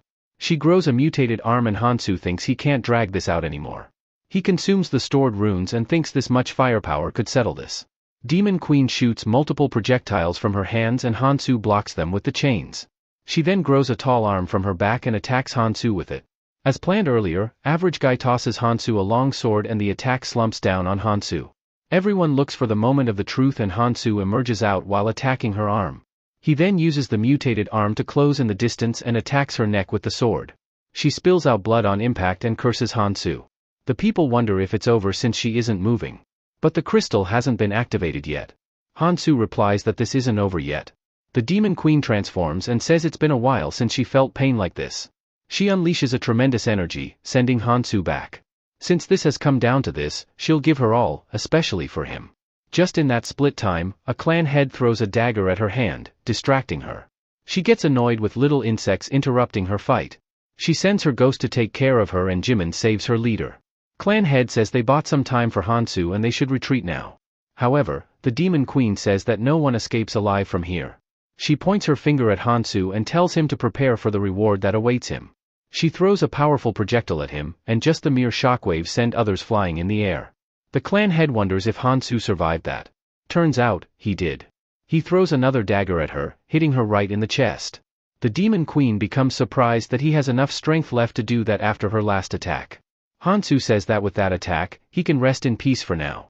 She thinks that if it had been her true form, then this weak attack wouldn't have stabbed her. If she had more time and power, then they wouldn't have lasted any longer. The crystal soon activates and Windows pops up, notifying them that they have met the condition to leave. Hansu has defeated her and they can move to the next island. Suddenly, the Demon Queen burst into more flames. Hansu thinks that she should have been eliminated by now. She replies they are having fun and she can't end things like this. She'll bury them all here, even if she has to pay the price. Suddenly, the Demon Fairy shows up, saying she's gone too far. Using her true power in the tutorial area is a clear violation and will result in punishment. He never permitted her to do that, and because of the violation, he'd take her away. Demon Queen responds that he brought her here and now he's stopping her. She can't leave without killing them. Demon Fairy gets annoyed with her BS and kills her in front of everyone.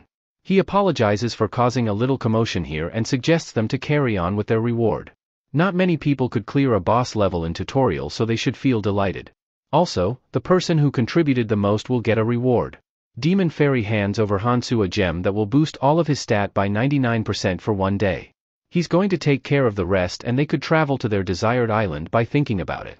Hansu thinks that he has achieved his goal of coming to the central island. The power he felt right now was from the abyss. He still has a long way to go. Average Guy laments that they only got one reward for so much effort. Clan head tells Hansu not to worry as he made the most contribution, while Average Guy says that no one could snatch it away from him. Female clan head wonders why the smog guy is so silent now. She needs to head back to check on them. Jimin suggests dealing with him while Hansu says he has already been taken care of. Some smog guy's members have their clan tattoos disappear, which means he must have died. Jimin can't believe that he betrayed them while Hansu grins at a job well done. Hansu's guy defeated the whole smog clan himself. A few minutes before, the smog guy exited the central island along with some hostage. He looks at the tower in front and thinks they are in the right place. His goal was to disrupt order and kill everyone else, but this is better. He tells his members to tie the hostages. Hansu proposed that they could take the crystal shards from him and leave this place. If they do this, then he would turn a blind eye to whatever they did earlier. The smog guy says that they need to get in touch with their leader. Suddenly, a team member gets taken out, and smog guy wonders who could it be. A person replies that he was doubtful if they would come here, but in the end, his preparations were worth it. Smog guy says there couldn't be many people and they have the advantage here. Suddenly, he finds himself and his team members sinking into the ground. The voice replies that he laid down a trap for them. He comes out with a mask and says it's quite convenient when one knows where the enemy will show up. Smog guy can't believe that all of this was a trap laid by Hansu from the start. He kills the smog guy and his people. The hostage clan head says she'll do anything if he can spare her. However, he doesn't need her help and slams her onto the ground. She doesn't have what he needs. The person thinks he eliminated everyone that came from Central Island. When he first heard it from Hansu, he couldn't believe it, but he was amazing as always.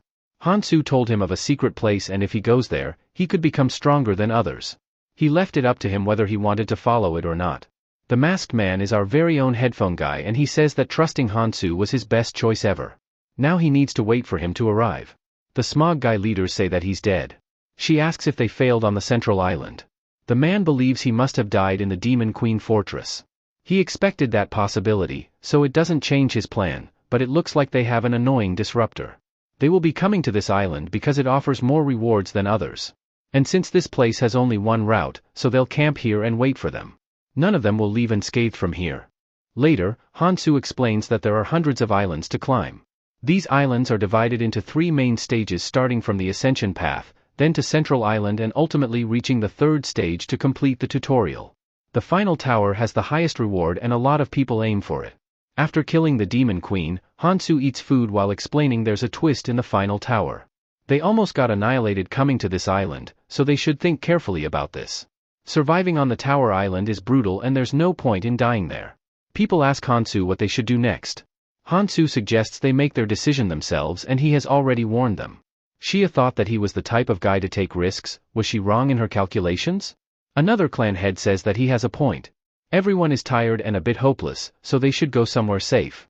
Since they will be leaving shortly, he wants to thank him for everything. Hansu chuckles and says they'll meet again if he stays alive. Everyone has the same opinion about going to a safer island. Hansu suggests they leave first since he has a few things to do. They wish Hansu a safe journey. Everyone soon leaves and Hansu stands alone. He asks why she isn't leaving. The girl replies she wants to check something first and he should head out instead. Hansu agrees and leaves, saying they'll soon meet on the next island. The girl wonders what he meant, and communicates with her leader that people will be soon entering the next island. The man camping at the spawn point tells his boys to get ready. He'll take on whoever comes out first. He rushes to the spawn point but sees his team member coming out. She evades his attack narrowly and asks if he has gone crazy or something. The man asks why she came here alone, and the girl, shocked, asks if nobody came here. The man replies that no one showed up. Is she sure that she stayed till the end to confirm? She can't believe that no one showed up. All of them fell for that guy's trick. He was speaking so loudly as if he was persuading everyone. The man gets annoyed and breaks the tree with his arm strength. He says that this guy is getting on his nerves.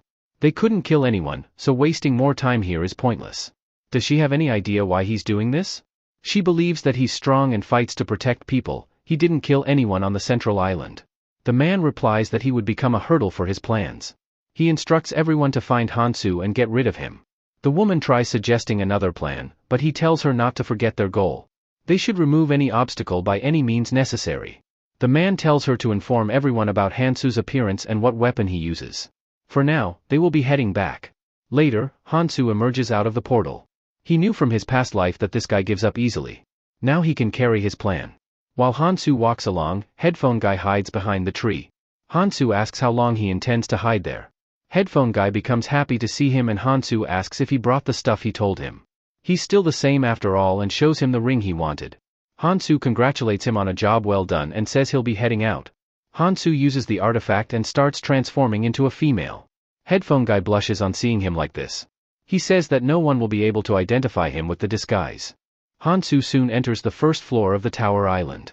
The people form various groups to take on the quest. Cap Guy thinks there are fewer people here and considers himself lucky to have made it till here.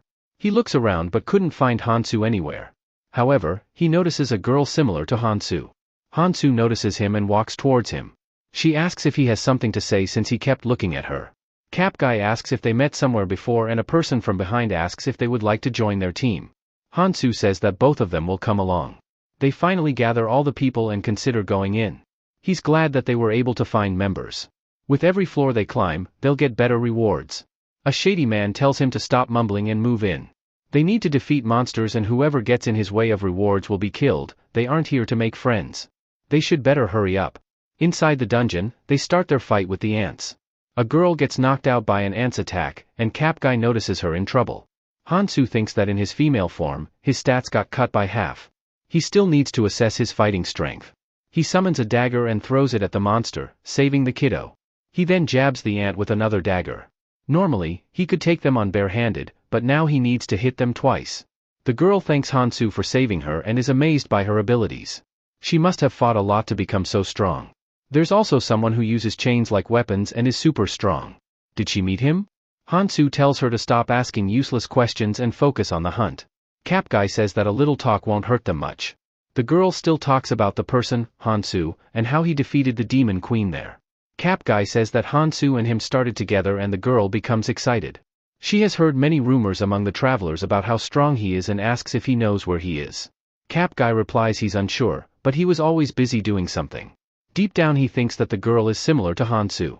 At first, he thought Hansu was all talk, but if it hadn't been for him, many of them would have died. The group finally finishes killing the monster and complains about how they dropped nothing.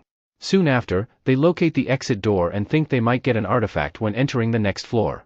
Suddenly, a group member betrays them and kills a person. He suggests they could get better artifacts if there are fewer people. He starts killing the party members ruthlessly. He then charges at Hansu next. Hansu tries to defend with his dagger but he knocks it out of her hand. He calls her pathetic as he was expecting her to be stronger. Cap Guy gets scared and advises the kid to get behind him. When he gives the signal, she should run. However, the girl pulls out a crossbow and shoots the murderer in the forehead. Cap Guy congratulates the girl on killing him. But, the girl then points the crossbow at him next and kills him as well. She takes away their runes and thinks they are low drop. She informs her monarch that there is no chain user on her floor. She'll let him know if she finds him on the next floor. Hansu gets up and asks what will she do if he's here. The girl gets shocked as she is supposed to be dead. Hansu chains her and asks if they are looking for him. The girl replies she saw him faint and Hansu says his acting skills aren't that bad. He suggests her not to call the monarch. She should better stay quiet now. After saying that, he kills her. He believes they planted one person on each floor, they are quite persistent. However, there's no need to worry about it, he'll soon greet him. Later, Hansu reaches the second floor main hall. He thinks that he has low artifacts other than Nirmaha's ring. He needs to get new artifacts, and for that, he'll use the previous life knowledge to get them. On entering the second floor, Demon Fairy welcomes them. This island they entered is brimming with treasures and they sure have an eye for choosing such a room. To get the treasure, they have to defeat the guardian protecting it and then bring the treasure to the center of the island to exchange it for artifacts. The time limit is 2 weeks and only those who have artifacts can leave this island. Since there is only one treasure, they can choose to save everyone or save less to get better artifacts. They should make a good choice here. There are a total of 128 guardians and they'll be marked up on the map. Hansu thinks that 128 guardians in 2 weeks is quite a challenging task. A woman suggests they divide into 5 teams of 10 and hunt 2 guardians per day. That way everyone will be able to handle it. People gossip among themselves and Hansu thinks it's not a bad idea practically. A man agrees to her condition and says they have enough members. Other people also agree with the condition.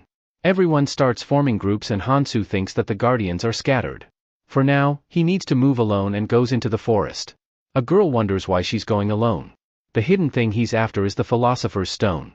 Tae told him about this in his previous life. There's an orb that shines after defeating a guardian and people generally throw them away. Tae boasts about how he found it with his brilliant mind. They can exchange 32 such orbs for the Philosopher's Stone. Keldian says that Tae was just too greedy to leave the orbs alone. Hansu thinks no matter what he has to get them. To get them, he'll move alone. A stone golem summons and people overhear it. Soon enough, they defeat the guardian and the girl says they are doing good. Suddenly, a monster surprise attacks her and she evades it. She kicks him and her team member finishes it with an arrow. They talk about how someone already defeated 2 guardians, and the girl suspects that someone alone did it. Another guardian disappears from the map and she suggests moving on to the next closest one. Suddenly, she senses a group coming towards them. The group leader suggests not to hunt guardians. There are some strong players and they could use this time to catch up to them. Hunting the roaming monster will give them enough XP. If people can't find guardians within 2 weeks, everyone will die here. The girl thinks people are acting in self-interest. Suddenly, Hansu shows up and says they need an order in times like these. The girl notices her and has weird feelings about her. The man aims his bow at her, demanding an answer for sneaking on them. Hansu replies he's here to make a proposal. He doesn't want to talk to him, but to the girl behind, who's the real clan monarch. The girl wonders how she identified her, even though it's hard for others. She appears to have the same intuition as her, or rather it feels like there's something more sinister within her. Hansu tells her not to be so tense, he's here to make a proposal. The girl tells his team member to lower his bow and he obliges. The girl asks if she's strong enough to handle it on her own, then why is she making a proposal to them? Hansu replies that everyone has their reason. He needs someone to fight for him at the front. The girl replies they can't handle 40 people on their own. Hansu replies they only have to deal with 10 people at a time. They should convert the weakest group into clan members. The girl gets depressed, managing this many members is already a hassle and she wants her to bring in more people. Left with no better option, she agrees to her condition. Hansu tells them to do their best as he'll be watching them. After they have left, Hansu chuckles and thinks he has already killed the guardian and obtained the treasure. It's time for him to prepare for the next step. Soon enough, the monarch started subduing people. Her team member replies that they are refusing to become a clan member and she suggests binding them. The captured girl replies that this isn't fair. The monarch also says she doesn't want to do it but is forced to do it. She considers handling a big group a hassle. Suddenly, Demon Fairy congratulates them on finding the treasure. The girl wonders who found it as everyone is present there. Her team member finds the crystal near the ground and he brings it to her. She exchanges it with the Demon Fairy and he confirms that it's real. However, it seems like they aren't the ones who directly retrieved it. Nonetheless, she can have the reward for bringing it. Since she's the clan leader, she gets to pick the number.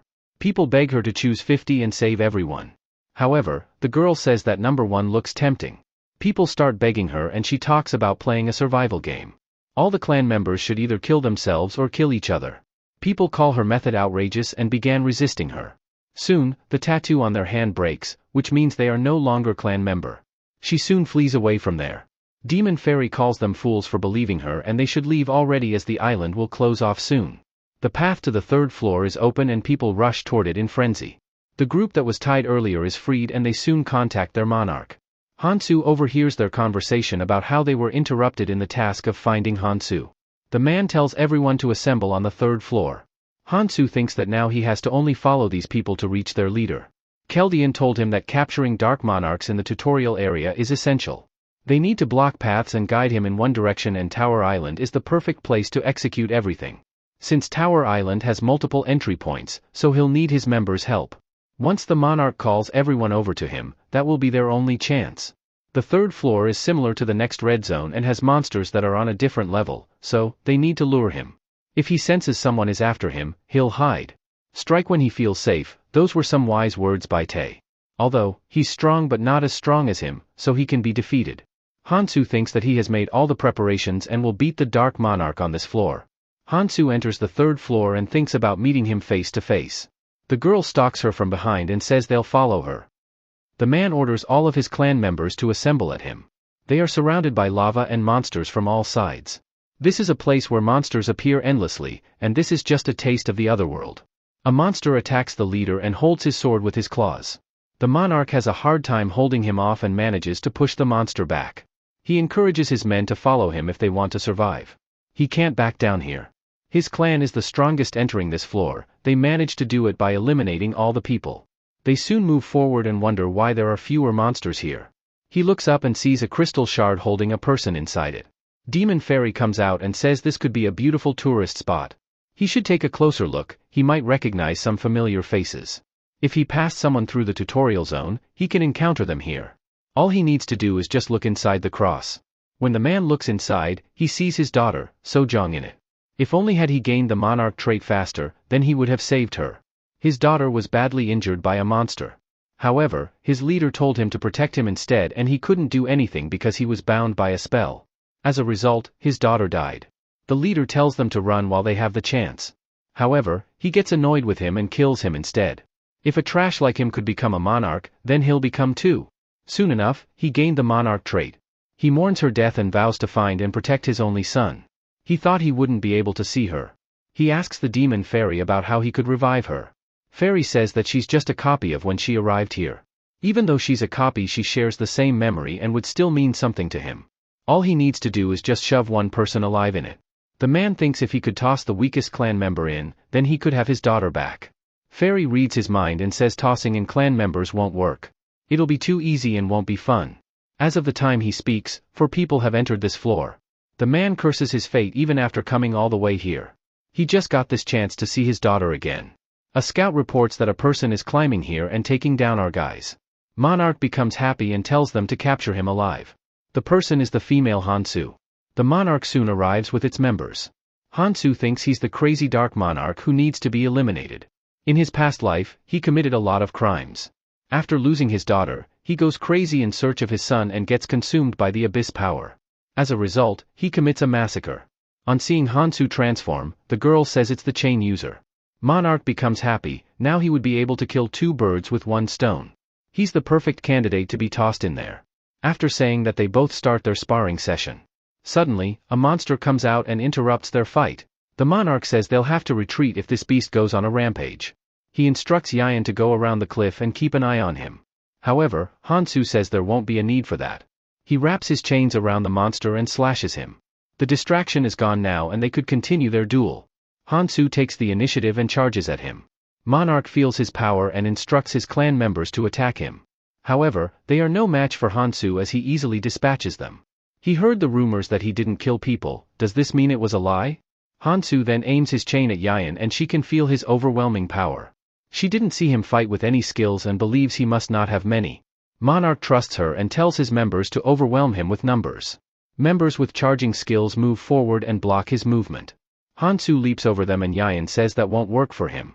She has Hansu lined up for her attack. Hansu summons a dagger and blocks her attack. Her skill makes an impact on Hansu's hand and believes he'll take damage when facing her head-on. Other member rushes at him, but he easily kills them. He uses their runes to boost his strength. The members become flustered on seeing the monster coughing out runes, and the monarch instructs them to finish him quickly. The lady activates her spell and binds Hansu's legs with it. Yayan jumps towards him but Hansu blocks her attack with chains. He kills more members coming at him and the monarch uses his authority to send more men. Hansu thinks he's making them fight despite their conditions. He's trying to wear him out before he takes them on. He can't drag this any longer. The woman activates her spell below Hansu. However, Hansu deactivates her spell by striking the ground at the right moment. He quickly dashes forward and tries to deal with the spellcaster first. However, the woman says he has fallen into her trap. She traps Hansu and says she had already prepared in case he was to charge at her. Monarch says that he's just one man and will soon die for barging at them recklessly. He attacks Hansu with his sword and makes a deep cut onto him. The man claims that he has won. With this, he'll be able to revive her daughter. He can achieve his first goal now. Hansu places his hand on the sword and asks if he's done talking. He doesn't seem to realize that he's the one who walked into his trap. Nobody else is here to defend him. Let's see if he can escape him from this distance. Monarch deflects Hansu's attack with his small knife. Did he really think that he only uses one weapon? He won't be caught in his tricks anymore. Hansu says that he has the wrong idea. He never said that he only uses one weapon. He throws his dagger at him, hitting him in the stomach. Hansu slowly gets up while the man coughs blood on the ground. He never expected him to use his body as a bait. He tells his members to kill Hansu while he's wounded. Hansu tells him to lie there and see his subordinate die like he always does. He finally defeats everyone and grabs Yayan by her shirt. Monarch can't understand why he's doing this. He has never done anything to him, so why is he getting in his way? He asked them the same thing when they tried to kill him in the past life. He killed hundreds of people, including his clan members, so he deserves to die. He says people will die here someday, but why did his daughter and son have to die first? They never committed anything wrong. It's all because of the disgusting monarchs and cursed worlds. He tells Hansu to look around him. He is a murderer himself. Hansu says he too has a limited time here. He reveals to him that there's a limit to becoming strong just by hunting. People like him are his stepping stone. In his past life, Keldian suggested the possibility of becoming so strong by killing everyone in the tutorial zone, that they could become powerful enough to break out of the abyss. However, Iris found the idea discomforting. Tae tells her not to worry, as he'll handle such matters for her himself. He'll kill anyone who gets in the way and take their treasure. He'll be a hero and ladies' man. Aries punches Tae and says they need to avoid killing everyone to become stronger. Tae still talks about how he's the perfect candidate for this and gets punished immediately. Keldian told him that clearing hidden dungeons is a must, but one can't reach that level by normal hunting. Getting rid of some people who will cause trouble in the future is the only way. Hansu agrees to that rule. He further tells him to get rid of whoever poses a threat to their objective. Hansu tells the monarch that he trampled over everyone and also tried to kill him. Isn't that enough of a reason to kill him? Monarch requests him to save his son, but Hansu says he doesn't have time for that. If his plan goes well, then everyone including his son will be saved. After saying that, he kills him. Before Hansu had left to take on the monarch, he instructed the girl to take care of anyone who showed up. She complains about doing this for hours. She wanted to follow her quietly but got caught. Suddenly, Hansu shows up in his female form and asks if they are doing their job properly. Seeing her, she quickly changes her mood and shows her all the people they caught. Hansu thinks he had wrapped things here and she wouldn't get anything here. He congratulates them on good work and they can leave now. They become dumbfounded on hearing it. She talks about exploring and finding out more about what she did. They come to the crystal shard and Demon Fairy greets them on coming here. Hansu takes off the artifact and thinks that appearance is pointless now. A lot of people soon enter the 4th floor. This is where the preparations are done to enter the red zone. Reaching the red zone requires one to make boats. The materials are collected by hunting beasts and monsters nearby. However, it isn't as easy as it sounds. The rank of their boat will depend on the material they collect. If they make a boat, they can leave with whomever they want. A big boat is better than a small one. A list of the basic materials and key materials will be provided, so they can prepare to enter the new world. A man says there is forest everywhere. They need to make a boat for their clan. Others also join him in the quest of making one. Soon, Headphone Guy shows up and says he's later than he anticipated. They came here early and have already collected the resources. Did he finish what he had to do? Hansu agrees and further asks if he remembers what he told him on the 1st floor. Headphone Guy agrees and asks if isn't he going to use his female form. Hansu says there's no need. Hansu asks if isn't he going to get the resources for making the large boat. He replies that Mihi and the clan are taking care of it. He joined her on the 1st floor and she has changed a lot. Hansu tosses him his snake and says he doesn't need him anymore. He can find some use for it and he'll be going since he's busy. They won't have many opportunities to talk like this and things will get more difficult past the red zone. Headphone Guy thanks Hansu for making him stronger. He'll see him above. Hansu leaves with a smile. A girl comes out of the portal while Headphone Guy is leaving. They talk about wasting too much time at the cross. The monarch that Hansu killed recently comes out of the portal. The girl had revived her from the cross and asked if didn't he remember anything. He replies he just remembers being on a stroll along with his daughter. She was hoping that someone strong would lead the way and not like this. They start moving forward while Headphone Guy looks at them from around the corner. Hansu walks through the forest, thinking that monsters are usually found in the center of the zone. Inside the tower, each floor has a completely different environment. Although they look real, in reality, they are all artificial. Hansu reaches the current floor end and places his hand on it. They are told that the tower ends on the 4th floor, but there's actually a hidden 5th floor where a hidden piece is located. Hansu prepares his dagger and starts attacking the wall. Hansu finally manages to cut through the wall and enters outside the 4th floor. Since he can't climb from within, so he'll ascend through the exterior. The gap soon closes up and he thinks he managed to do it with the ring's power. He checks his stats and believes it to be a bit less. However, he has met the basic requirements and starts climbing the tower. He soon reaches it and believes it to be this one. A system pops up announcing that he has reached the 5th floor. He then jams all his weapons in the ground and pulls out his trusty dagger. He doesn't know what this floor holds, but he has to win this. The golden energy began changing its form according to the intruder's fear. The orb takes up the form of the dragon that annihilated Hansu in his previous life. Most of their squad was wiped out by the dragon. Keldian says that all of humanity is stalling for them. Tae says they couldn't hold the ground anymore and must move. Hansu reached there late and found his dead comrades. He asks the girl about why she tried to protect him. However, the girl simply replies that she's glad he's safe. He can't stop here and she soon dies in his hands. Hansu clutched her in his hand and cried in despair. In the present, he thinks that they finally met again.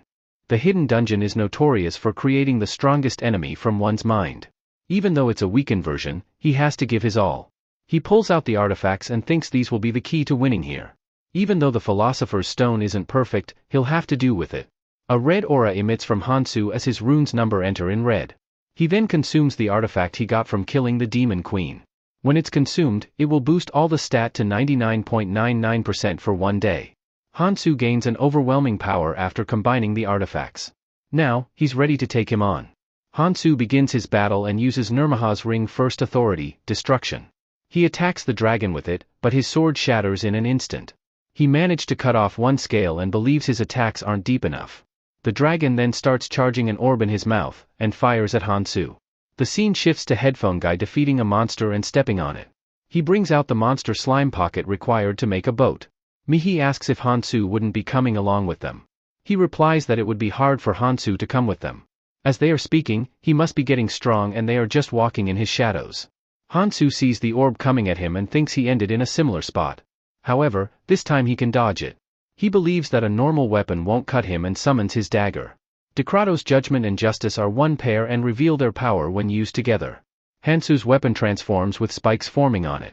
He uses the Nirmaha ring's second authority to bind the dragon. He starts squeezing the dragon, managing to destroy its armored scales. Hansu thinks that the enhanced version of Decrato's comes at a cost of durability. He thinks he can't let go of this opportunity. Even if he loses his weapon, he can't decrease the attack power. Hansu was holding the dragon well enough, but then suddenly he gets whacked by its tail.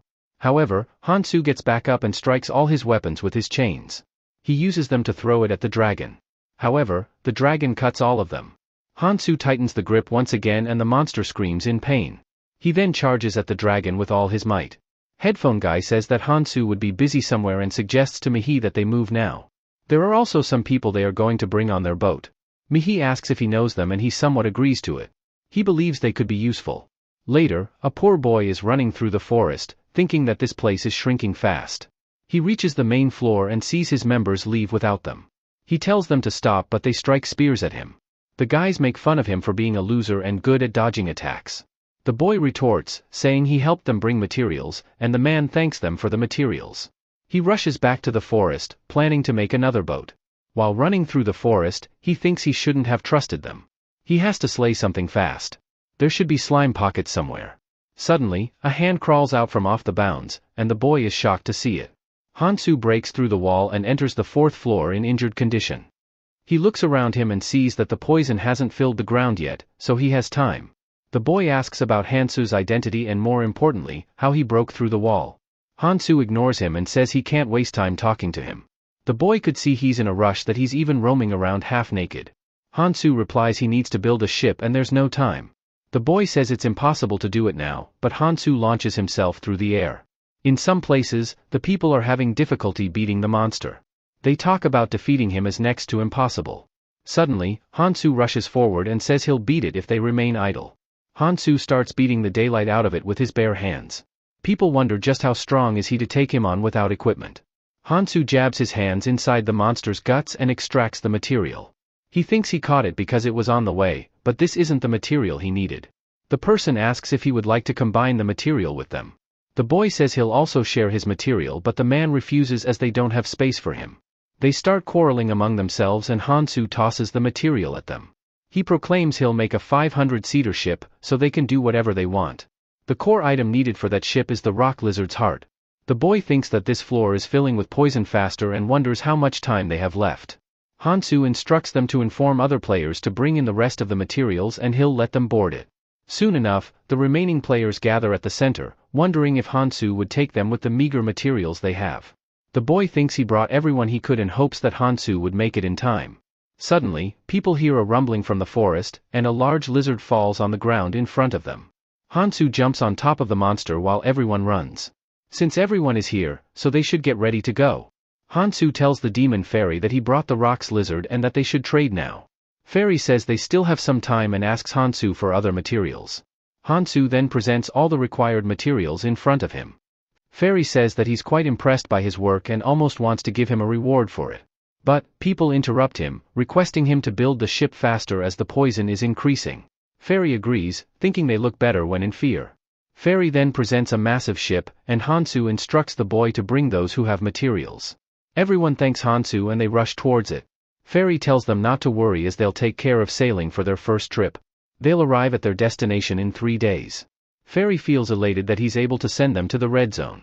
He encourages them to survive longer. People look in awe at the scenery and ocean. Although the ocean looks nice, it's made of poison. They feel gratitude toward Hansu for letting them ride on. They consider him a good person as he let them in without many conditions. Hansu looks at his stats, which have dropped to 1% as a result of the artifact's penalty. It was a good thing he considered everything. He got his first skill, Dragon Energy Arts. Suddenly, a man screams at everyone to look ahead. The ships ahead of them are broken. The stranded people beg to be saved. The boy thinks that these are the people who betrayed him. Suddenly, a person gets killed by a trident. People scream that there are monsters in the ocean. Suddenly, they feel the ship changing its direction. Turns out it's Hansu who did it. The boy begs Hansu to stop changing the direction toward the creatures. If they get attacked in this poisonous sea, then all of them will die. The boy keeps requesting to stay on the original route while Hansu thinks that this much is good. The boy gets relieved when Hansu leaves the handle. Soon, a hand reaches the edge and the stranded people board the ship. The first thing the man talks about is killing the boy because he was suggesting to leave them. He grabs his shirt and demands an answer for it. Suddenly, Hansu throws a small knife, saving the little boy. He instructs them to stop chatting and focus on the coming monsters. Monsters start swarming the ship below. Hansu thinks these are the guards of the red zone entrance. They follow a simple attack pattern that is to break a hole at the bottom of the ship. People think that at this rate the ship will sink. A man suggests that ranged attackers hit them from here. Hansu says that since the monsters are not coming, he'll go. After saying that, he leaps into the ocean. People consider him crazy and think he would be soon dead as he didn't have any equipment on. Hansu thinks that the energy dragon art is pushing the poisonous water away. Even though he has a penalty on stats, he could still take them on. The monster charges toward Hansu while he uses his dragon arts to make a new shield around himself. Although he can't use all of its power, this will do. He punches a hole in the demon's chest and feels its destructive power is good too. On witnessing Hansu's power, the monsters retreat. He thinks if he lets them go, then they'll strike them at some other time. He doesn't have time to play around and dashes from monster to monster. He uses their weapon against them and kills even more. After defeating the monsters, Hansu sees holes in the ship and thinks about hurrying back up. The water starts pouring in and people say they need to stop it. Suddenly, more water pours in and a man tries to defend himself from the monster's attack. Turns out, it's Hansu who came in by blasting a bigger hole in the ship. People ask how he came out of there alive and Hansu asks if they take him for a fool. Hansu sees the logs piled up in a corner and starts ripping them from the middle with his bare hands. They look in astonishment as Hansu seals the hole with makeshift planks. Other people suggest to do what he's doing. After sealing the hole, they worry about the poisonous water in the ship, but Hansu says it will evaporate soon, so there's no need to worry about it. After finishing the work, all of them head out. Hansu breathes a sigh of relief and thinks he found a new weapon to replace his previous weapon temporarily. He suggests the people look forward, but they lament that it's just the ocean there. However, they soon see an island in front of them. They felt glad to reach the red zone and arrived quicker than expected. However, the boy replies that the journey was supposed to be 3 days and it's not time yet. Hansu interrupts them, saying it's not a land, but the roots of the world tree. The boy asks how can a tree have such a big root and Hansu tells them to keep watching.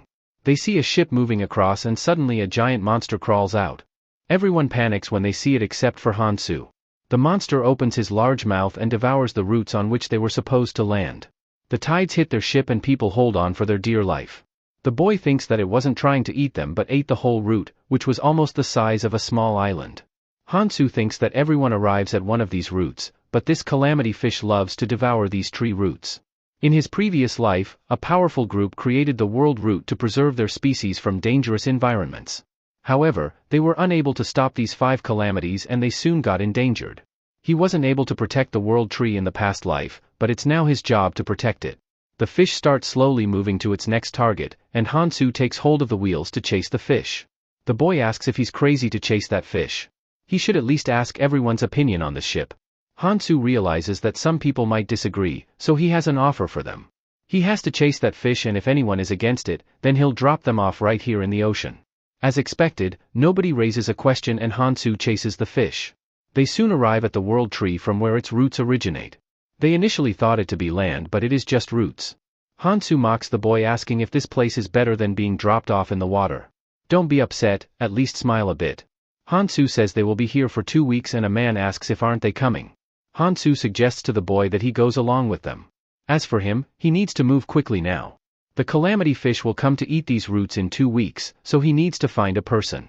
However, he can't let others use this ship. He destroys the ship base and thinks he's now all set to move. The boy while walking forward wonders if Hansu isn't coming along. Although, he's a bit unpredictable, but it's comforting to have him. The people look up and see a cross. A guy suggests they head that way. However, the boy interjects suggesting it could be a trap. It's better to send a small group first. Suddenly, a man speaks up, saying cautious people are quite a pain. It's good for survival, but pain for them. 3 people come over the edge, and the man suggests they better clear any misinterpretation.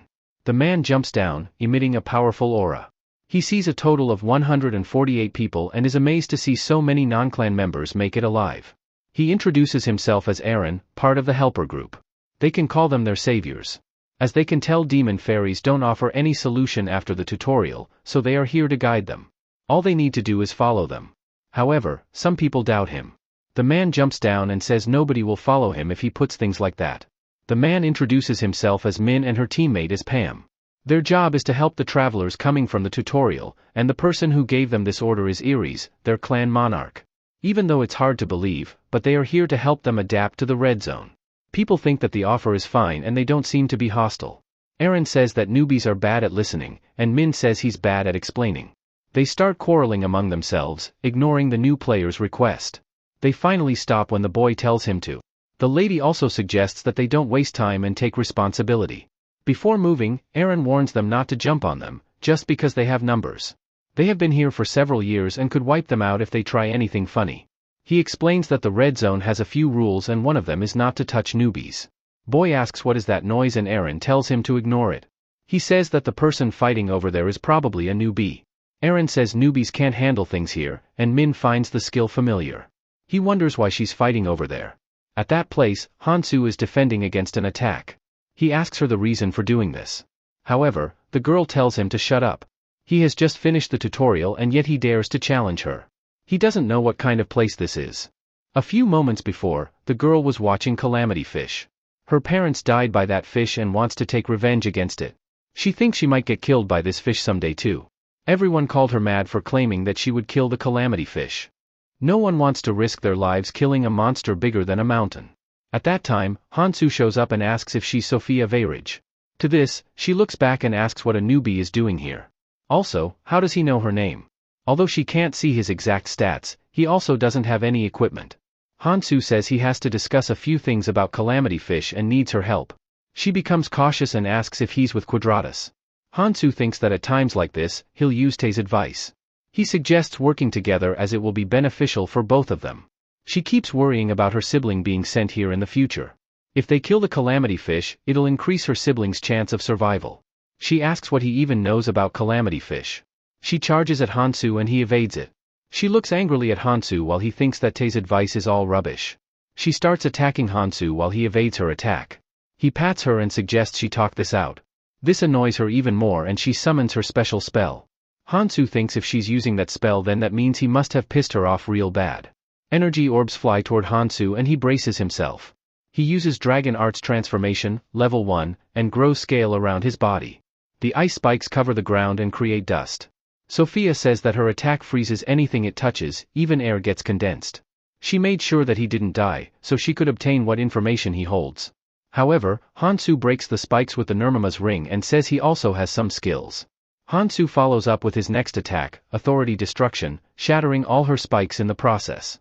Sophia couldn't believe he dissipated her attack. She didn't know that one could obtain such skills in the tutorial area. However, she can't lose here. She remembers people calling his goal of killing Calamity Fish foolish and she gets more enraged by it. She then summons a huge sword and sends it towards Hansu, while saying she hates when people look down on her. Hansu using Dragon Art destroys her attack. He then asks if she wants to keep going. Sophia can't accept the fact that she lost to him. Hansu asks if she's backing off and Sophia says it's pointless, his special move isn't perfect yet. In this world, there are 3 components to determine energy art. First is runes for increasing stats. Second is efficiency and strength. Third are special abilities. She intended to push him to the brink of death, but seeing how he withstood those attacks she doesn't need to probe further. She understands that he's strong, but does he intend to kill the Calamity Fish? People gave up after it ate 1,000 people. Does he know what it takes to beat that fish that could swallow a whole ship? Now, some people even worship that fish. He should leave before he ends up like her. It's just a waste of time. Hansu replies if it would have been easy, then he wouldn't have come to her. He has a plan and needs her help, but she refuses. No matter what he says, she's not fighting that thing again. Her parents were devoured in front of her eyes. She kept challenging it multiple times but lost every time. Although, she might not have succeeded, but she survived being eaten 13 times. Without him, she'll fail again. He'll make it possible for her to kill the calamity fish. She remembers Keldian saying something similar to that. She finally agrees to help him but wants to know the reason for his determination. Hansu replies that he just wants to save 1 billion lives, that's all. His crazy calculations goes off her head. She says that he's crazier than most madmen. Eren tries to overhear their conversation and believes everything has settled down now. He thinks about leaving before he gets caught. However, Hansu throws his weapon, catching him by his cloth. Hansu asks if he's leaving without even a greeting, and Eren wonders how did he notice his presence. Sophia asks what he's doing here and Eren replies he was just passing by. On hearing Eren's name, Hansu recalls that he was here during the same time.